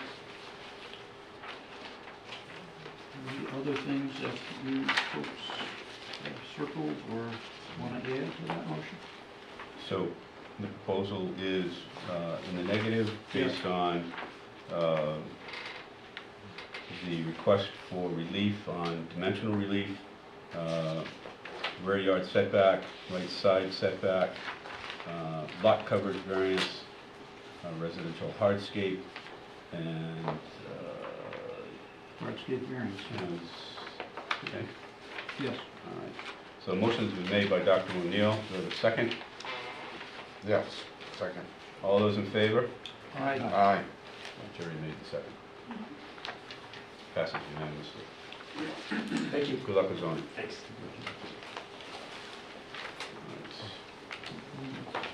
Next, we have site review, A.L. Brady, comma, LLC / Hogan, Plat D, Lot 170-1, 3 Rose Court. Just for the record, I don't know who A.L. Brady is, and never met him, and I'm not related to him. Brady's, the all skull shoot together in the old country. Yeah, they just, yeah, it was like Smith. Okay. Rose Court. Again, we've been given the courtesy to others. There are new regulations. Have you looked at those? Or would you like to continue under these regulations? Okay, so, Steve, would you explain it? Because you'll explain it better than I do. Are you talking about the new regulations? Yes, versus old. I'll go with the old, what I. Okay, Oh, yeah. all right, thank you. I'm just trying to give everybody the courtesy. Yep. Okay. Please present. My name's Tom Hogan, I own the property. Do you have any, nothing's on? Yeah. Okay. There's an existing house on it. My wife and I own the property, and we originally put a building permit in about a year and a half ago, and we wanted to refurbish it because it's in really bad shape. And got to the point where we were asked to have the foundation reviewed. Foundation was reviewed, and it was found inadequate to support the structure. So we resubmitted an application to knock it down and put a new foundation, put the house back on. The house is basically probably 90% the same as it was. We haven't changed it, but we did make it look, I think, a lot nicer than it is. And so, it, you know, in the process of doing it, it's the exact same footprint.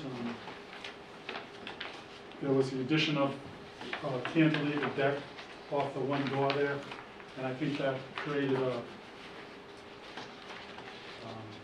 setback issue on the front setback. Currently, it's already got variances because it's an undersized lot. This was all reviewed about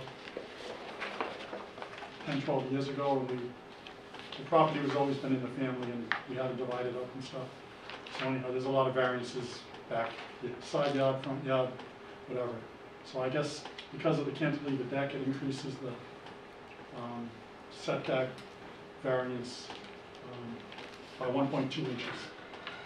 From what it is now, it's 15.9, and it goes to 15.8. So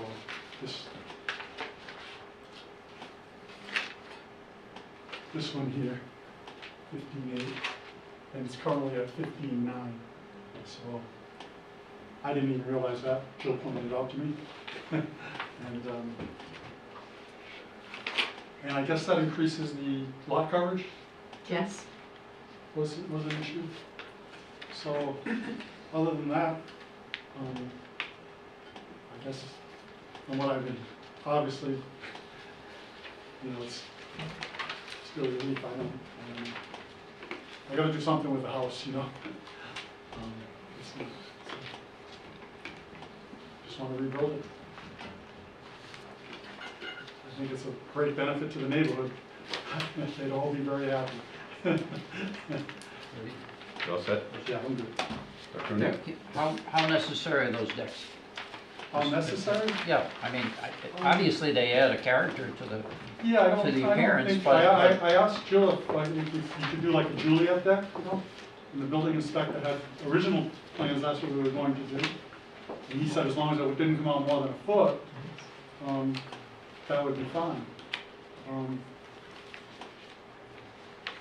Then this was when the original plans, when we were going to refurbish it.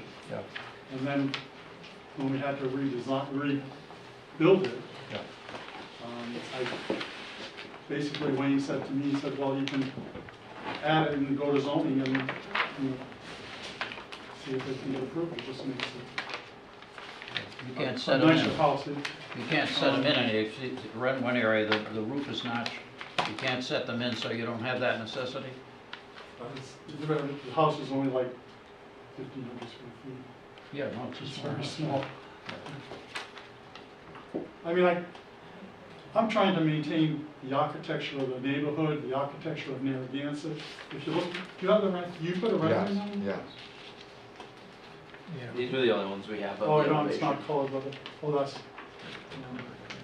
You have the color one on Yes. this is the rendering.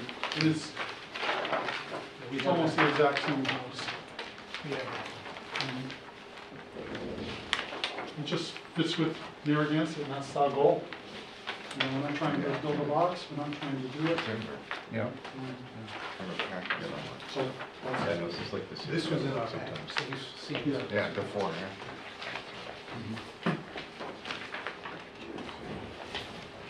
For me, I prefer to refurbish it, but I can't.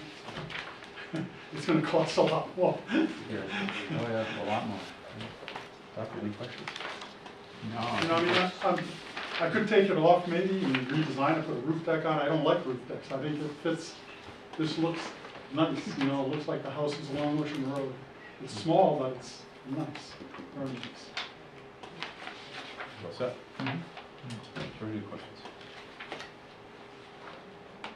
No. Does look good though. Rupert? I mean, it's better, you see the other pictures, much better than it looks there. Yeah, I have. And it's the same exact footprint.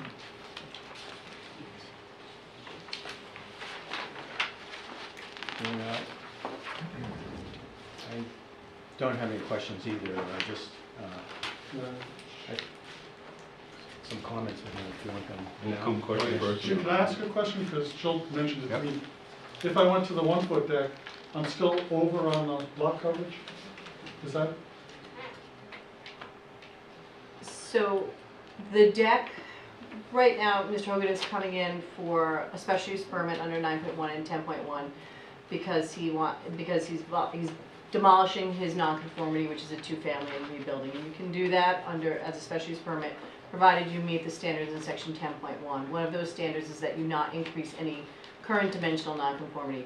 That deck, as Mr. Hogan pointed out, increases the setback nonconformity by 0.1 feet and does exacerbate an overage that already exists for the lot coverage. If the deck were reduced to not increase the dimensional nonconformity of 0.1 feet and not increase the lot coverage. Now, he mentioned a Juliet balcony. Depending upon how the Juliet balcony was designed, if it sat underneath the existing overhang, which didn't increase the coverage, then potentially it may be able to it may be able to be constructed. It just can't increase the lot coverage nonconformity. In that case, if you if you shrink it, you'll fix the setback issue. But because it increases one or more of those dimensional nonconformities, it doesn't meet standard 1 of section 10.1, and therefore when a special use permit can't meet its, the project can't meet the standards of a special use permit, that use variance level is triggered. so I guess either way, I'm kind of shocked, so. So I haven't seen the design and more importantly, Wayne hasn't seen, the building official hasn't seen a design, zoning official hasn't seen a design for the Juliet balcony. If the Juliet balcony was created in such a way where it didn't exacerbate any existing nonconformity, but in this case both of them, then it could be permitted as part of the special use permit, meeting condition number 1 or standard number 1 of section 10.1. I'm already over the lot coverage right now. You are. Yeah, so even if I come out a foot, I'm gonna be over the lot. Yeah, but you don't want to come any more than what you are. Well, it was If he's if the, so this is what I was saying, if the Juliet balcony sits underneath the overhang, which it should already be accounting for the lot coverage. Right. You're not increasing it. Then Oh, you're you're not saying if increasing you- the nonconformity. I don't think the overhangs that far out. I don't really know. It's noticeable. We don't have any photographs of it. I recall the roof line, and I know the roof line does overhang on the Yeah. existing house. So whatever that dimension is, horizontal to the wall, what you'll say is if you come down that drip line and you stay inside of that, it's conceivable, we have to confirm this with the building official, that you would not be considered increasing the lot coverage because the balcony is underneath the roof, and as far as stormwater runoff goes, and the square footage of the coverage calculation wouldn't change. So that's something to think about, Tom. Yeah.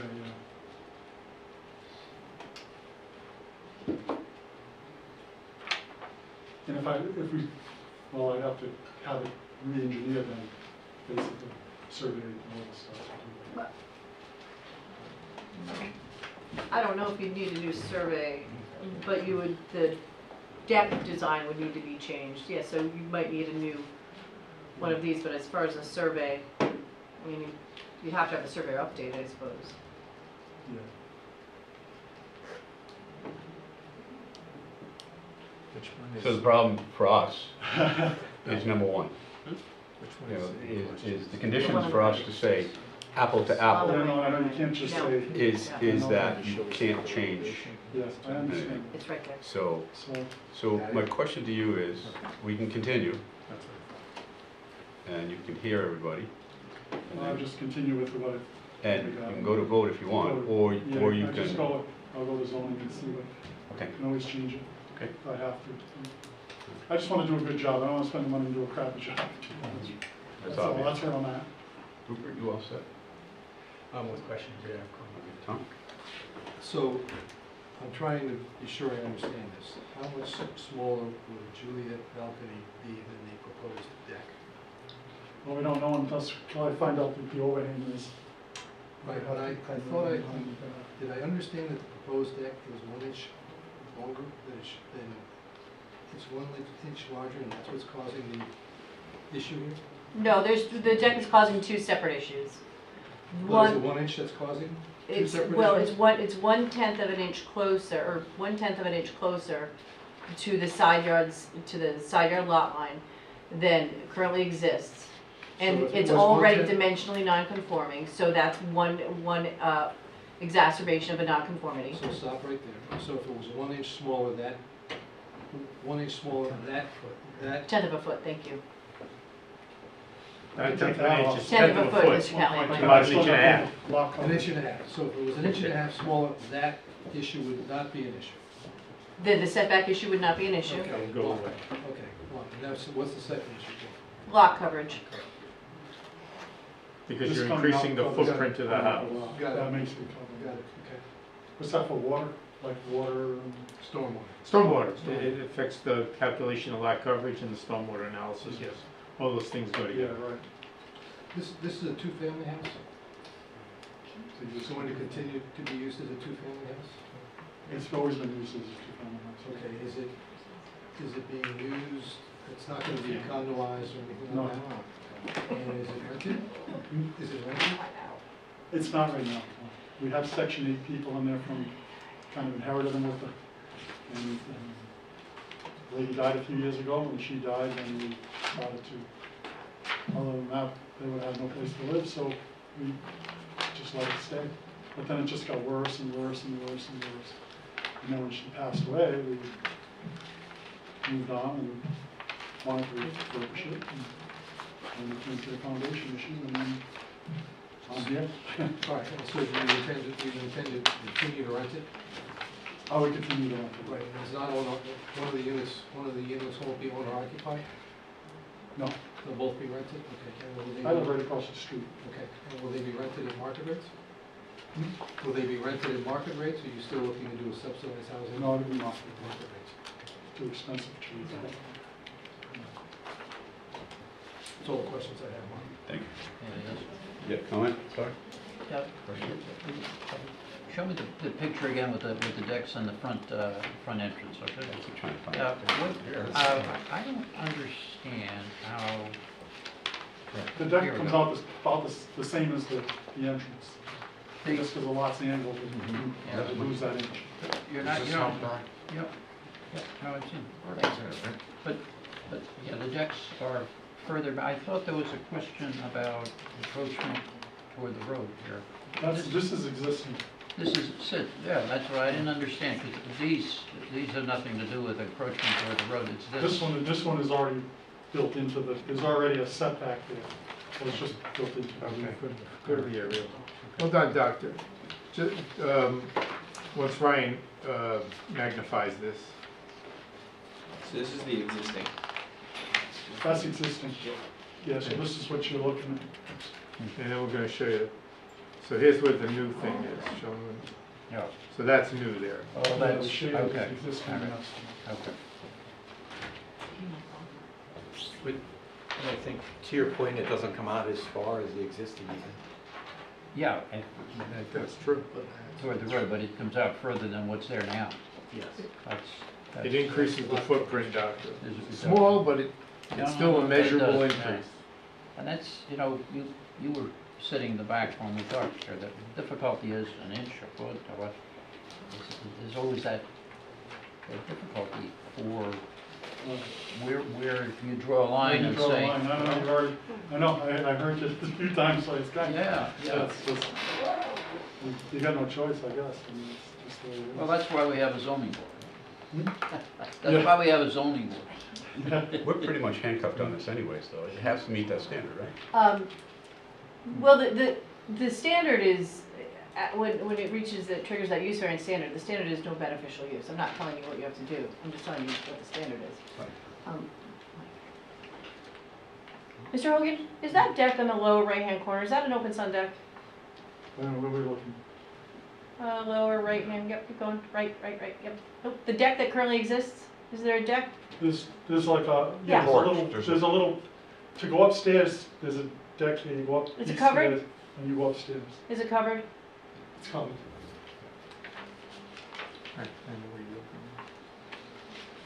There's nothing really, there's no decks outside of the perimeter of the house, the footprint of the house.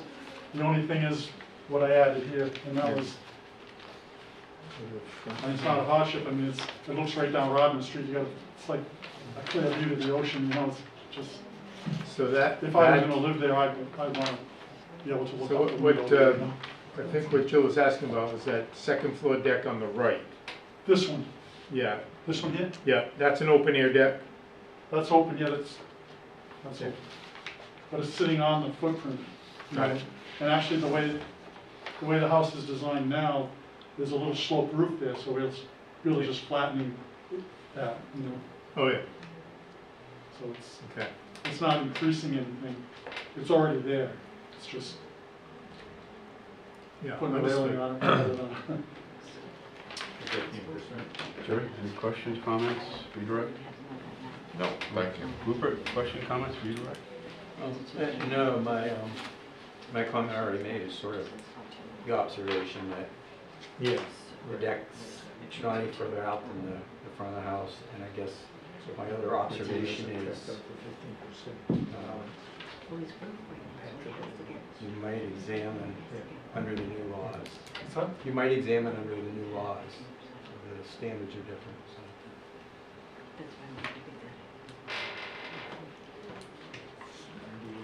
Good. Tom? Nothing further. Yeah. Yeah, I understood, and I understand that we're handcuffed with one, because if there's any change, it's not apples for apples. I didn't have a problem because it was a second story. If it was on the ground floor, I'd have a big problem. The question to you is, can you get the same visual effect with a window the same size, and then just put a facade railing so that it looks like a deck, and so it keeps some of the architectural I Just hear what throwing it you're out there, I saying. have no idea, I don't know. but we're I've been handcuffed. doing this for a year and a half now, I just Yeah. kind of want to get over it, to be Sometimes- honest with you. sometimes you If you can't. say no, I'm just gonna put a Band-Aid on it and rent it, I'm just, Yeah. But you understand that I understand your hands are tied, yeah. I Yeah, on understand. one, because if there's any change, it's not apples to Yeah, apples. I've been listening, I understand it.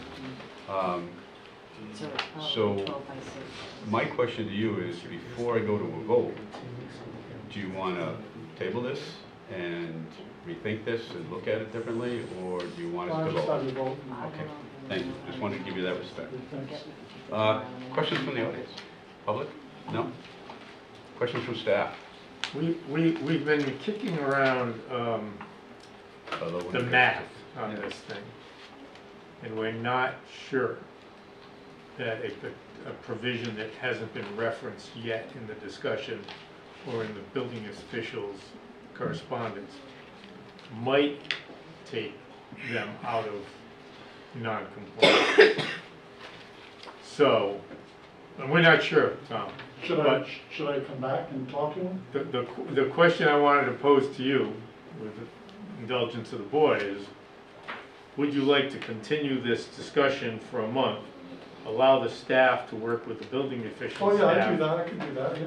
and taking a closer look at your plans? These 11 by 17s are hard to read. I had Wayne come out and look at it, we walked through the whole place. Right, we need to look at the full-size scale map and then Yeah. talk to Wayne about, there's a provision for allowance of sun decks in certain circumstances. And Jill and I have just been talking about it, we're not sure, but we think it might apply. And if it did apply and the numbers were favorable, that element of the relief may come away. So if you're okay with, if you're not in a huge hurry, Yeah. a month wait might help you out. Well, I'm all for that. And I'm only It's just- 50-50 it's been- on I know that. everybody's busy and I have a hard time getting to Wayne sometimes. Yeah. And he can't really answer my questions sometimes. Right. Kind of like, you gotta go to planning. So that's why Well, I'm here, because I don't. the ordinance we're talking about, we wrote it. And it's a little bit complicated.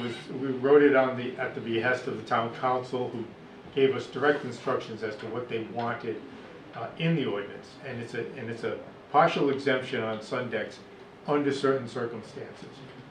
Looking at this plan, just chatting now, we can't be sure that the circumstances are favorable, but it could be. Yeah, I'll come back. So if you have time Yeah, and would be willing to wait a I've been month, doing it for a year and a half. Yeah. And I'm just muddling my way through it, you know what I mean? then it may work out in your favor. It may not also, though. All right, we can always Just go to want the you next know. step then. Perfect. Yes, Mr. Chair, move to continue? Yes. I have an issue. Okay. When you're ready, you ready? Do you have a comment, question? Yeah, I have a question, just because Go ahead. I'm just sitting here thinking about a couple of things, trying to put them together. You have a couple of units right now that are basically being rented, one which was on a Section 8 certificate, and one that was unrented at the time, is that right? Neither one's rented right now. I know, but the prior tenant who passed, it sounded to me it was the last tenant in. I don't know about whether the other unit was being rented on a subsidized basis. Either the other units was rented, but it's not now. And And this I- did like same stuff. Yeah, then I heard you say kind of the cost to do this is essentially requires you basically get a market rate rent in order to make the numbers work. Is The that right? cost of building is so expensive. Right. I'll never see my investment back in my lifetime. My son might, but I'll never see it. And then, I already did the math on it. The rents I can get from it, I'll never see it back. right, and then I thought I heard you say if you can't do it, then you would leave it the way it is and basically just rent for what I'll just try to just minimal and So Mike, this building, and I'm not suggesting you do anything differently, but this building, for example, seems to be the kind of a building in town that is with a level of subsidy that might come from a couple of places, might be able to retain some affordability to it. I'm just wondering if anyone has thought about that. It's not necessarily your responsibility to think about that, but whether or not money that's available to the town through the affordable housing pieces, or whether or not something like that, when you see something like this, is it something that kind of comes to mind and begins to kind of trigger some things in terms of, rather than just losing the units to the market, because that's what's going to happen here. Well, The short answer is we don't have any funding available to just make Not under a general grant at the moment. Affordable Housing Collaborative Trust is a trust. They have no money. That's a question that's been percolating for months, years actually. When will they ever get, energized with funding so they could assist on something like this? That is all that I know of town-related funding that could be available. Is there other funding available through low-income housing tax credits or whatever? Possibly, but that, the applicant hasn't brought that forward to us. So we're just responding to his application. If he wants to have that discussion, we can. It doesn't really play into the review of the request, because it's truly his choice as to where he wants, what price point he wants to rent at. No, I completely understand that and completely agree with it. The flip side of that is, to the extent that the town is making affordable housing a priority, when a possibility like this comes around, and you know those units are going to go off the market, it's going to disappear, whether or not the town, wherever it's at, is going to have the ability to attempt to intervene and say, hey, look, there's another option here. Let's see whether or not we can make the numbers work from that vantage point. That's all I'm saying. Well, it's a wonderful idea, although making the numbers work involves having something on our side to offer to the discussion. And at the moment, we don't. The only other kinds of subsidies we could ever offer, and we haven't had this conversation with Mr. Hogan, but would be things like waiving application fees. Well, a $75 application fee doesn't change things. We don't have anything else in place. I will say to you that there is discussion with the Affordable Housing Collaborative of developing more mechanisms to assist small, medium, and large developments to incentivize them to create or retain affordable units, including things like, and this is all discussion at the moment, potential tax breaks, potential actual grants when we have funding, but to actually activate the trust and find a way for the trust to have a reliable source of funding for people. So it's an active discussion. I think it's not idle discussion. I do believe that the trust and the town council, members of the town council, are interested in pursuing this. So possibly within a year we may be having a much more fruitful conversation than we are right now. Well, this is not your issue. I'll just say, when the trust meets again, this is an excellent example of kind of the way affordable housing opportunities in the town disappear. And with the right amount of, with the kind of right perspective and tools. And again, it's ultimately going to be the whole property owner's decision, what they want to do with the property, how they want to develop it. I get all that, but unless the town kind of puts itself in a position to say, look, there's an opportunity, let's see what we can do. Do you want to work on something? Would you want to work on something like that with us? Then we're whistling. That's all. Point well taken. Any other questions from the board? Comments? Staff? Anything from the staff? Anything else we need to? No, we'll work with Mr. Hogan and the building official. Well, we can talk offline. I'll tell you what exactly we're looking for to do those calculations. So, Mr. Hogan, you want to table this? All right. Continue it. Continue it, I'm sorry. Move to continue. Move to continue. Dr. O'Neill, move to continue. Second. Seconded. Rupert. All those in favor? Aye. Aye. Thank you. Thank you, Mike.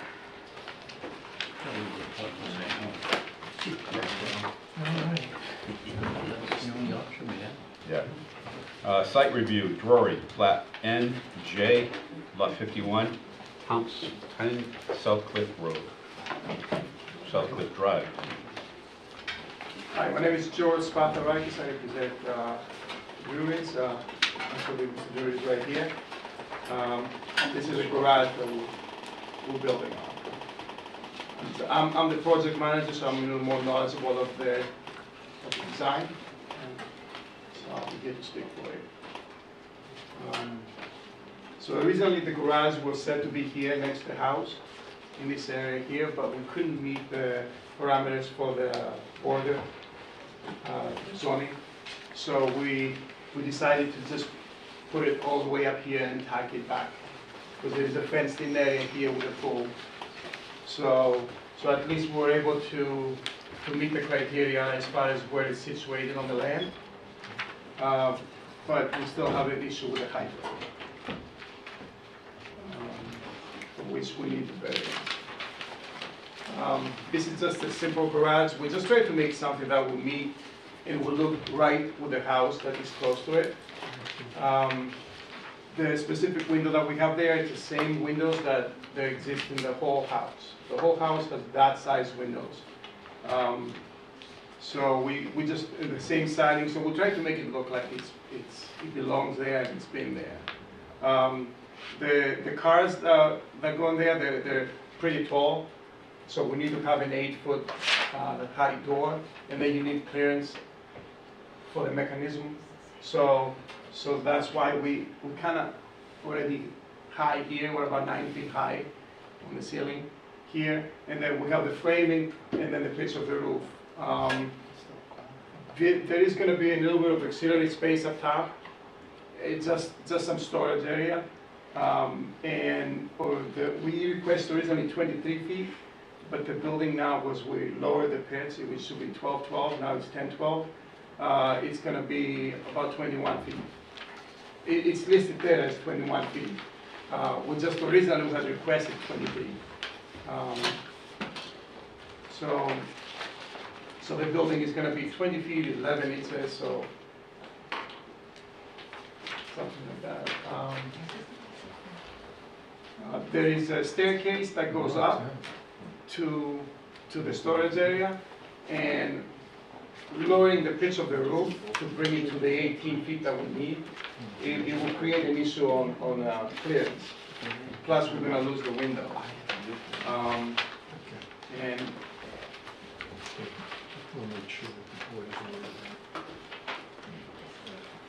Mr. Chairman, if I can interject, excuse me, yes, sir. absolutely. We're looking through our packets now, and you're probably seeing the same thing. Yeah, I'm looking for The the same site thing. plan does not match the one on the screen. No. Ryan informs me that the up-to-date site plan is that one, and this is the old one. The old one that's in your packet kind of shows the garage encroaching on the setback. Right. Okay, so just for clarification, sir, is the garage intended to be in that location? Right up here. This is correct right now. Not- Originally it was down here, but Right, not encroaching over the setback line as was shown on the plans dated June of 2023. yes. So, okay, so just for the record, for the board, the members of the public understanding, this is the plan that is being brought forward, not the one in your packets. So we'll be addressing that, okay? And we may have to make some corrections as it relates to staff report, I'm not sure. So also, I have a point of information. There is no floor plan that was submitted to us. Do you have a floor plan? I thought we did, but I just, the builder is the barnyard, and we just got, I thought I had submitted, but I apologize. Maybe that's a little cross-section. I thought that should have been there though, because we had submitted those, but I apologize if you don't have them.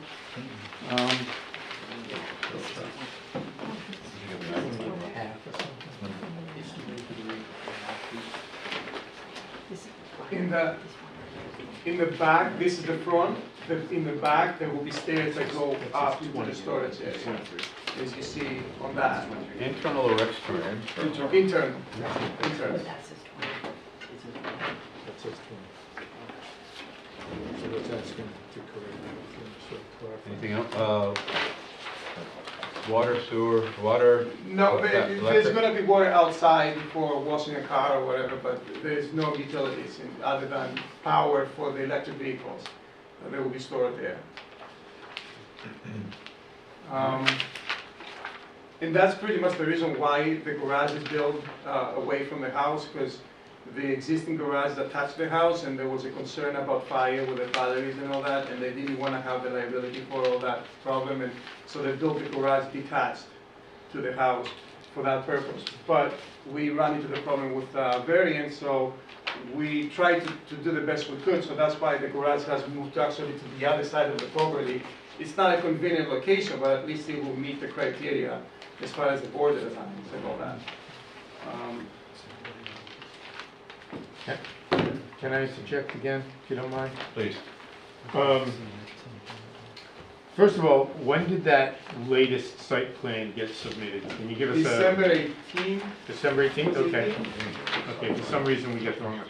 Also, Mr. Chairman, it seems to me, looking at the graphic of the front of the garage, up on the left side of the screen, it looks to me like that the height is listed at 20 feet and some inches, although I can't read that. 20 feet. 11 inches. 11. 11. Yeah. 20 feet, 11.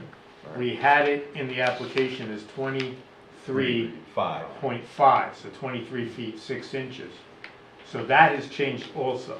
Has the complete design of the garage changed? No, no, and we just changed the pitch of the roof from 12.12 to 10.12, and that is what brought it down 2 feet. You know, we understand that Got it. the rule is 18, so we try to bring it as much as possible. All right, so we have two changes in the picture here. One is that the height has come down to 20 feet 11 inches, and the location of it has moved into within the building envelope that's allowed under zoning. So keep those thoughts in mind as you review. And we will be looking at our staff report to see what might need to be corrected. Thank you. All set, sir? Yes. Dr. O'Neill? Yeah, you were sitting here through the previous discussions, right? Yes. So we have the same problem as the numbers with those people. If the town decided 18 feet is the height, then 18 feet is the height. So your hardship would be you wouldn't have the storage. But that's not really a hardship, in my mind. So there has to be another reason to vary it by feet, not inches, by feet. And I don't see, obviously you got enough land and you got enough space to put the two-car garage in, and you moved it away from the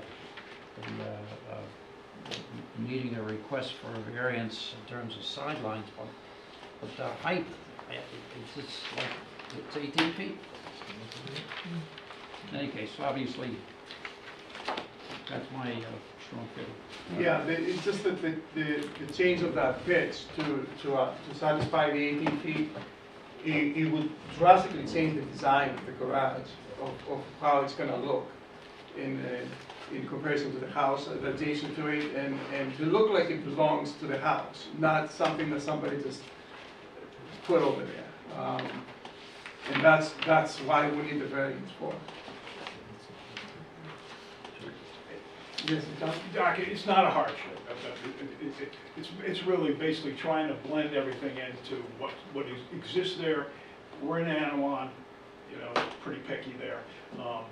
One of the reasons we moved the we don't want to mess with the setbacks, because Anawan has a real problem with that, as does the town. As far as the 21 versus the 18, if we got to lower it, we have to take the window out, and that would kind of change it a little bit. And so the question is, how much of a problem is the 18 to 21, given where this thing's going to be situated as well? Because it's not going to block anybody's view. It's not going to basically affect them. The 18-foot limit was put on a detached structure, but everything else is 35. So, you know, I know you could basically put some type of walkway and cover it, and all of a sudden it's attached and it can go up to 35? 35, yeah. So I That's guess the my rule. question with all that is, does the board weigh different elements of the covenants differently? You were here for the beginning, right? Yeah. We spent 2.5 years, 32 meetings discussing things like this. Yes, did we, come up with all this? No. That's what the town wanted, and we morphed into 18 feet. So, thank you for morph. So that's where it came from. And we didn't just, pick it out of the sky. That was the decision. Are there aesthetic things? Yeah, but there are ways that, again, you can have a semi-attached whatever and have it look very nice and put a full-size storage or whatever, another bedroom up there. But that's the number we have to work with. So as a board, as I said earlier, when somebody else comes in, you want 21, it does, it looks very nice. 21, somebody wants 22. But where do you draw the line? The line is 18. So as a board, that's why you're going to go to the zoning board. Yeah. Yeah, right. I guess my question is, what you're saying is that those things are written in stone these days? Yeah. Okay, fair enough. Yeah. And architecture is not going to trump a height. No, we've seen some beautiful things, but they just don't fit our rules and regs. But as I say, this is the planning board. We're dreamers. We think whatever on the basis of all those meetings and there's input from all kinds of people, that kind of thing, and then we decide and we pass that on to the zoning. The zoning people look at it differently than we do. Former member right there. He now can become a dreamer. No, and I think public service, we do appreciate you guys. Yeah. Sometimes. Well, no, I came from Connecticut. I came from a covenant neighborhood, and my grandparents were adamant about having that and staying with the covenants. And he was on the water in the New Haven area, Brentford and East Haven, and they started breaking really the setback rules. And once they started to fall, the whole thing went. Yep. And it was about a 10-year period where you saw the results of that. But anyway, I'm arguing against myself. No, I understand. You're doing it very eloquently. You're doing it But I think architecture does, in like a neighborhood like Anawan, I think an architecture does weigh in here to that type of thing. And what you're looking for is, of course, we just saw something for 1.2 inches basically come into question. So I understand the reluctance basically to move from 18 to 21. We just thought that the way it looks, we need to, there's going to be a certain amount of money spent for that, and it's nice to add as much as possible to the property and to how it looks, rather than just make it black and say, I can fit my car in there. And so obviously we understand the rules and we appreciate them for being there. There's a reason for them, but we do ask for an exception. Really, a lot pushing this thing is the size of the truck that this thing's got to fit. That F-150. If anybody wants to know about all the pluses and minuses on electric vehicles, I'm living them. And that the F-150 has a 2,000-pound battery that has to be up off the ground. So that thing sits about a foot higher than an equivalent F-150. All right. So all of a sudden you can't put that in that 7-foot door. All right. So all of a sudden you're starting with that. You had enough range to make it here tonight? Actually, I came in from Vermont.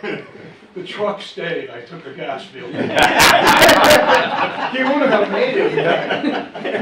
That does not necessarily affect all the members of the board. Rupert? So you talked a little bit about utilities. So you're gonna have water there, but no sewer in the ground? No, just the hose to water. Yeah, just to wash the cars. Yeah. Just strictly cold. Yeah, I think that's And we have to put power in for electric. There's also going to be a hybrid there, which, by the way, if I had to do it over again, they'd be both be hybrids. It'd be shorter, you'd be able to get the roof on. Tom? Let me just address my question, I'm good.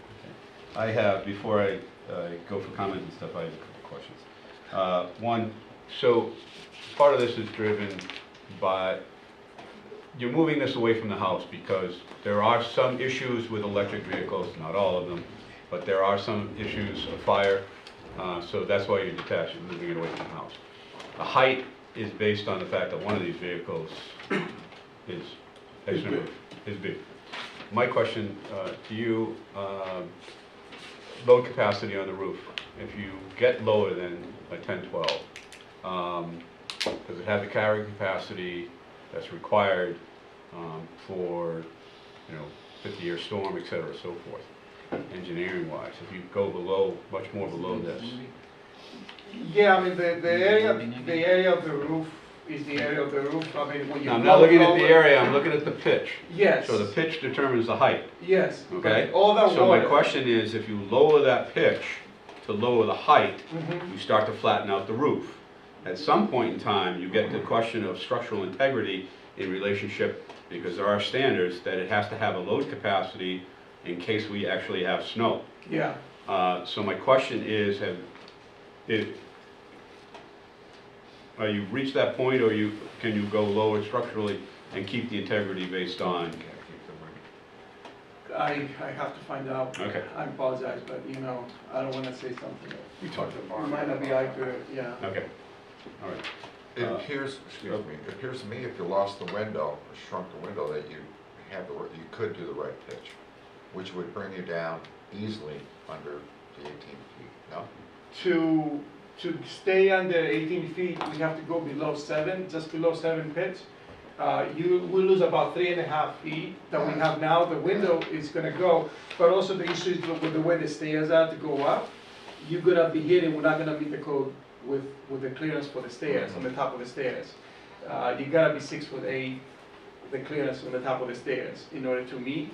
And coming down 3 feet, right now we are at 6'8" because of the way, you see, we don't have any Or dormers. dormers or anything, because we're not trying to stay there. It's not, it's just an accessory building. So really to get the stairs the way they're coming up, right up here, you gotta have 6'8", otherwise it doesn't meet that. So reducing it by three pitches down to 7 or 6.8, I think, we will be below 6 feet, right where the top of the stairs are. So you'd lose that storage, you're saying? Yeah. It would turn into a It would two-car turn, garage? it would turn into some storage that, when I was in my 20s, I wouldn't care, but as we're getting older, it's just, you can't be climbing up, right? I mean, I can't. And on the hardship side, the house is a contemporary. It's the first one I've ever owned. There's no storage. There's no closets. So we will be using that for that particular purpose, so it does separate. Doc, any questions or redirect?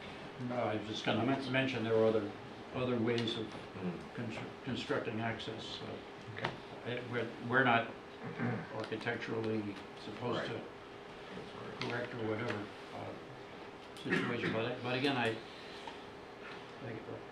18 feet is the number, and as far as this board is concerned, but as you know, the zoning board may take your arguments to heart and say, that's very appealing, and throw the 18 out.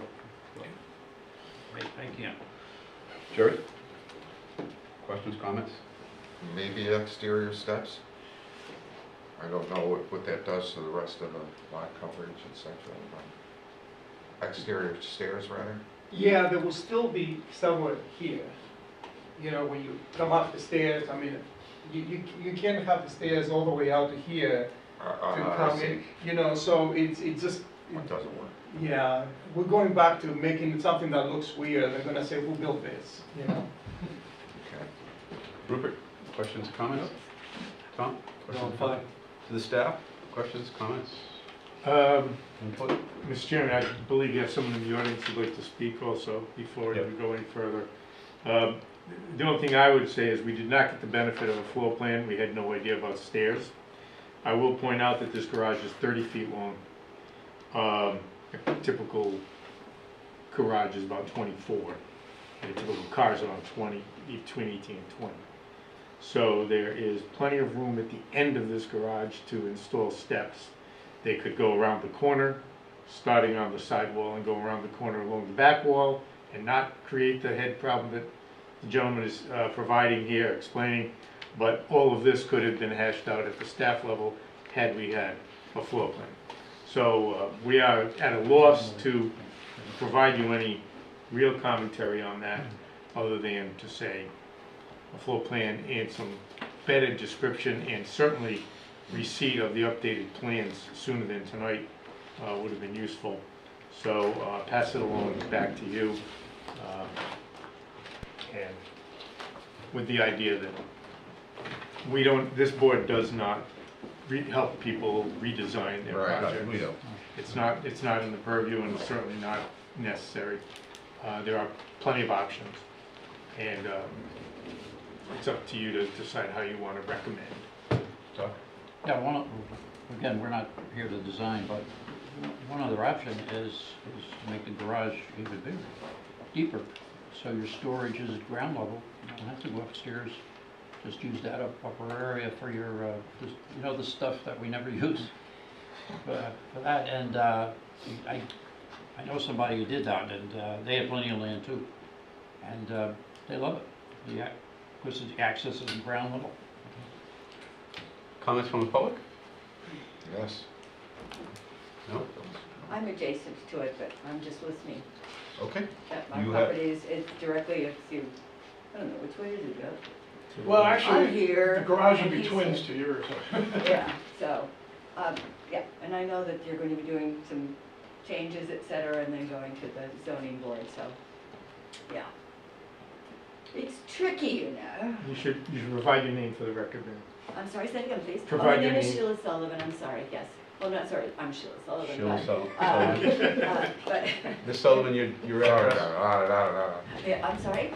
The address, please. Oh, I'm sorry, 24 South, S-O-U-T-H, Cliff Drive, Narragansett, Thank you. 02882. Thank you. All right. Hearing no more? Moving along. Moving on. So move the application before us. Drury, tax assessor plat, NJ lot 51 is complete and in conformance with the land use element of the comprehensive plan. Seconded? Anybody? I'll second. Tom? So, Tom seconded. All right. All those in favor? Aye. Aye. All those opposed? Move the project. Move the application before us, Drury, tax assessor plat, NJ lot 51, negatively, with the comments, recommendations, etc. of staff's correspondence dated January 10th, 2024. The obvious variance from the 18-foot town ruling. And let's see here, standards to be met, relief to be granted is number 4, not the relief, minimum relief necessary. And then planning board review, compliance for all applicable development standards, number 1. I think compatibility, I think it is there. And then I think the only other one there is number 16, the availability of alternatives. Any other additions, subtractions? Anybody ever see? Right. So the proposal is in the negative based on no finding of hardship for the required variances on dimensional regulation, specifically height. Correct. Do I have a second on the motion? Second. Tom seconded. All those in favor? Aye. Aye. All those opposed? The ayes have it. Good luck, guys. Thank you. Thank you.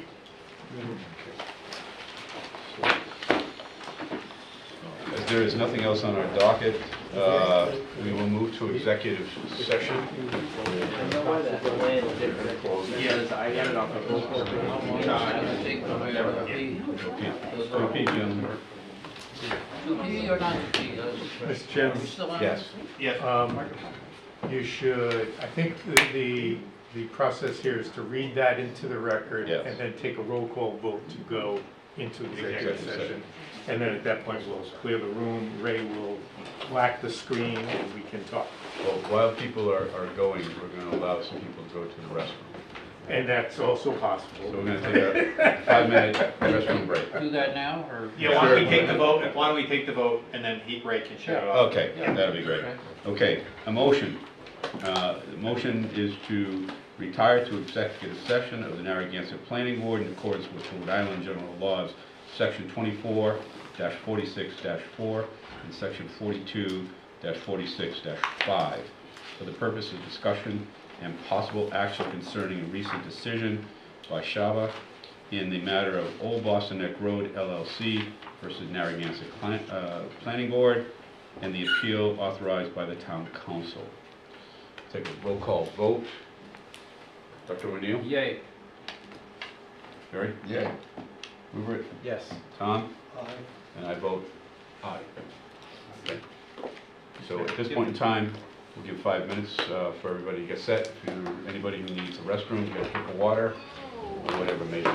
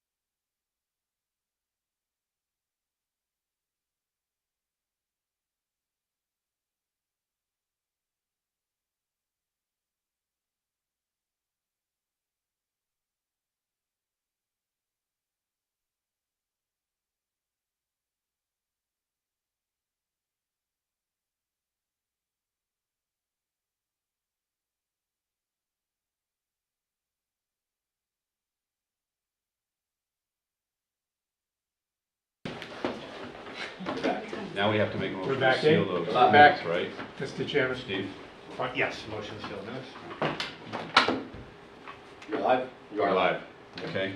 All right. So, I need a motion to seal the minutes of the executive session. So moved. So moved. Do I have a seconded? I'll second that. All right. Jerry has seconded. I'm going to ask for a roll call vote. Aye. Jerry? Aye. Rupert? Tom? Aye. Okay, we are back in session. Do I have? To adjourn? We have a couple I things was left on the gonna agenda. ask, I was gonna Oh, we ask do? Michael if he had a couple things. No, it's, you know, the only thing we had was, reports from staff. And I wanted to just let you all know that, there's more legislation coming down the road. Figured that's enough. Rupert's up to speed on this. We have legislation that we're gonna be reviewing related to houseboats. We have legislation we're hearing about that's coming forward on accessory dwelling units, although that has not been filed as yet, as far as I know. Yeah, there is one, the House bill's filed. The House bill's filed.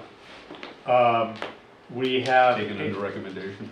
They want houseboats? Houseboats? No, on ADUs, accessory dwelling units. ADUs, yeah. No, I can see houseboats all up Narrow River, both sides. Please. There's a bill to enact something called the Outdoor Dining Act, which has to do with formalizing the provisions of what we had been calling up to now the Take It Outside Take It program. And that's actually sponsored by Carol McEntee, our own representative. I have sent her an email, just in full disclosure, I've sent her an email asking that I have a conversation with her about 2 or 3 really minor elements of the bill. The bill's 2 pages long, Okay. just that could correct it and improve it. There are 2 other bills coming forward that are very interesting. The Senate version of that bill was our senator as well, Senator DeMaria. Lenny DeMaria, yes. There's 2 other bills pending. I don't have them in front of me, but I'm going to go by memory. One has to do with, and they're interesting, one has to do with creating a formula to accommodate or to calculate and accept as affordable housing, non-deed restricted housing that is certain conditions. People who own these homes, living there at, who are earning less than 80% of the area median income. So very interesting. Many communities will benefit by this if it passes. It's just been filed. Who filed that? I think that's. McNamara? That'll be interesting. That is, It was, Very. that changes the numbers. They'll say, In the real article. fast, real Changes fast. the numbers in the article. Let me just find it. I had it right in front of me. Rogers, DeLuca, no relation, and De La Cruz. And the last one is very interesting also. This has to do with, I gotta look it up.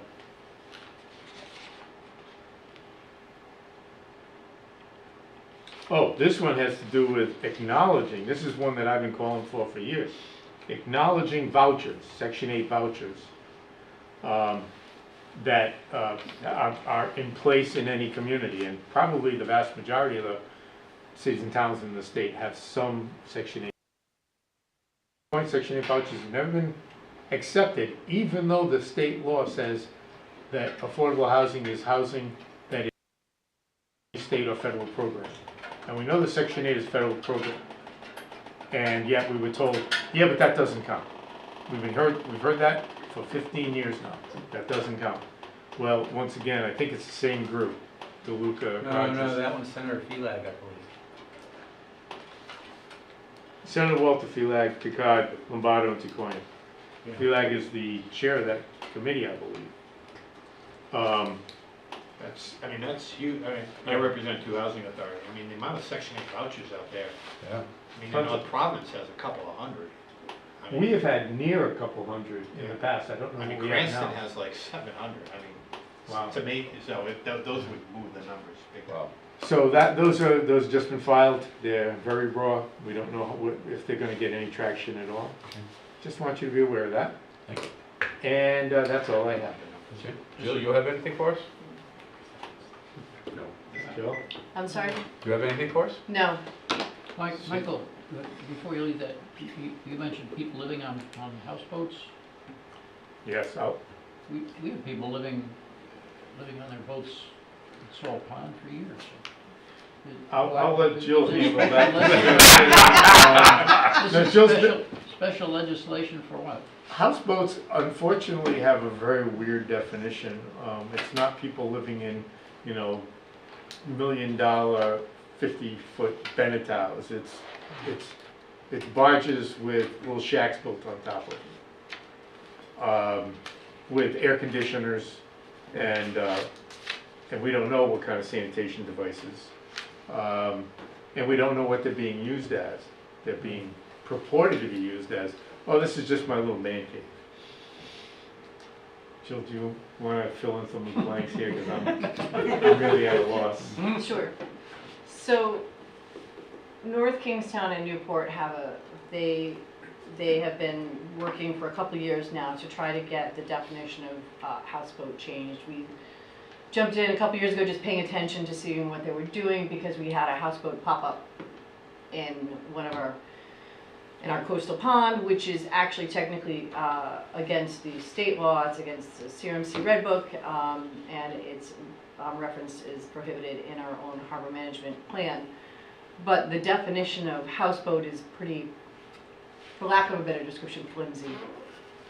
And the Newport and North Kingstown, this is their second stab at the apple of trying to get that, among other things, trying to get that definition solidified a little bit better and clarified a little bit more, because they don't have the benefit, unfortunately, maybe a little bit North Kingstown does, of having this coastal pond provision.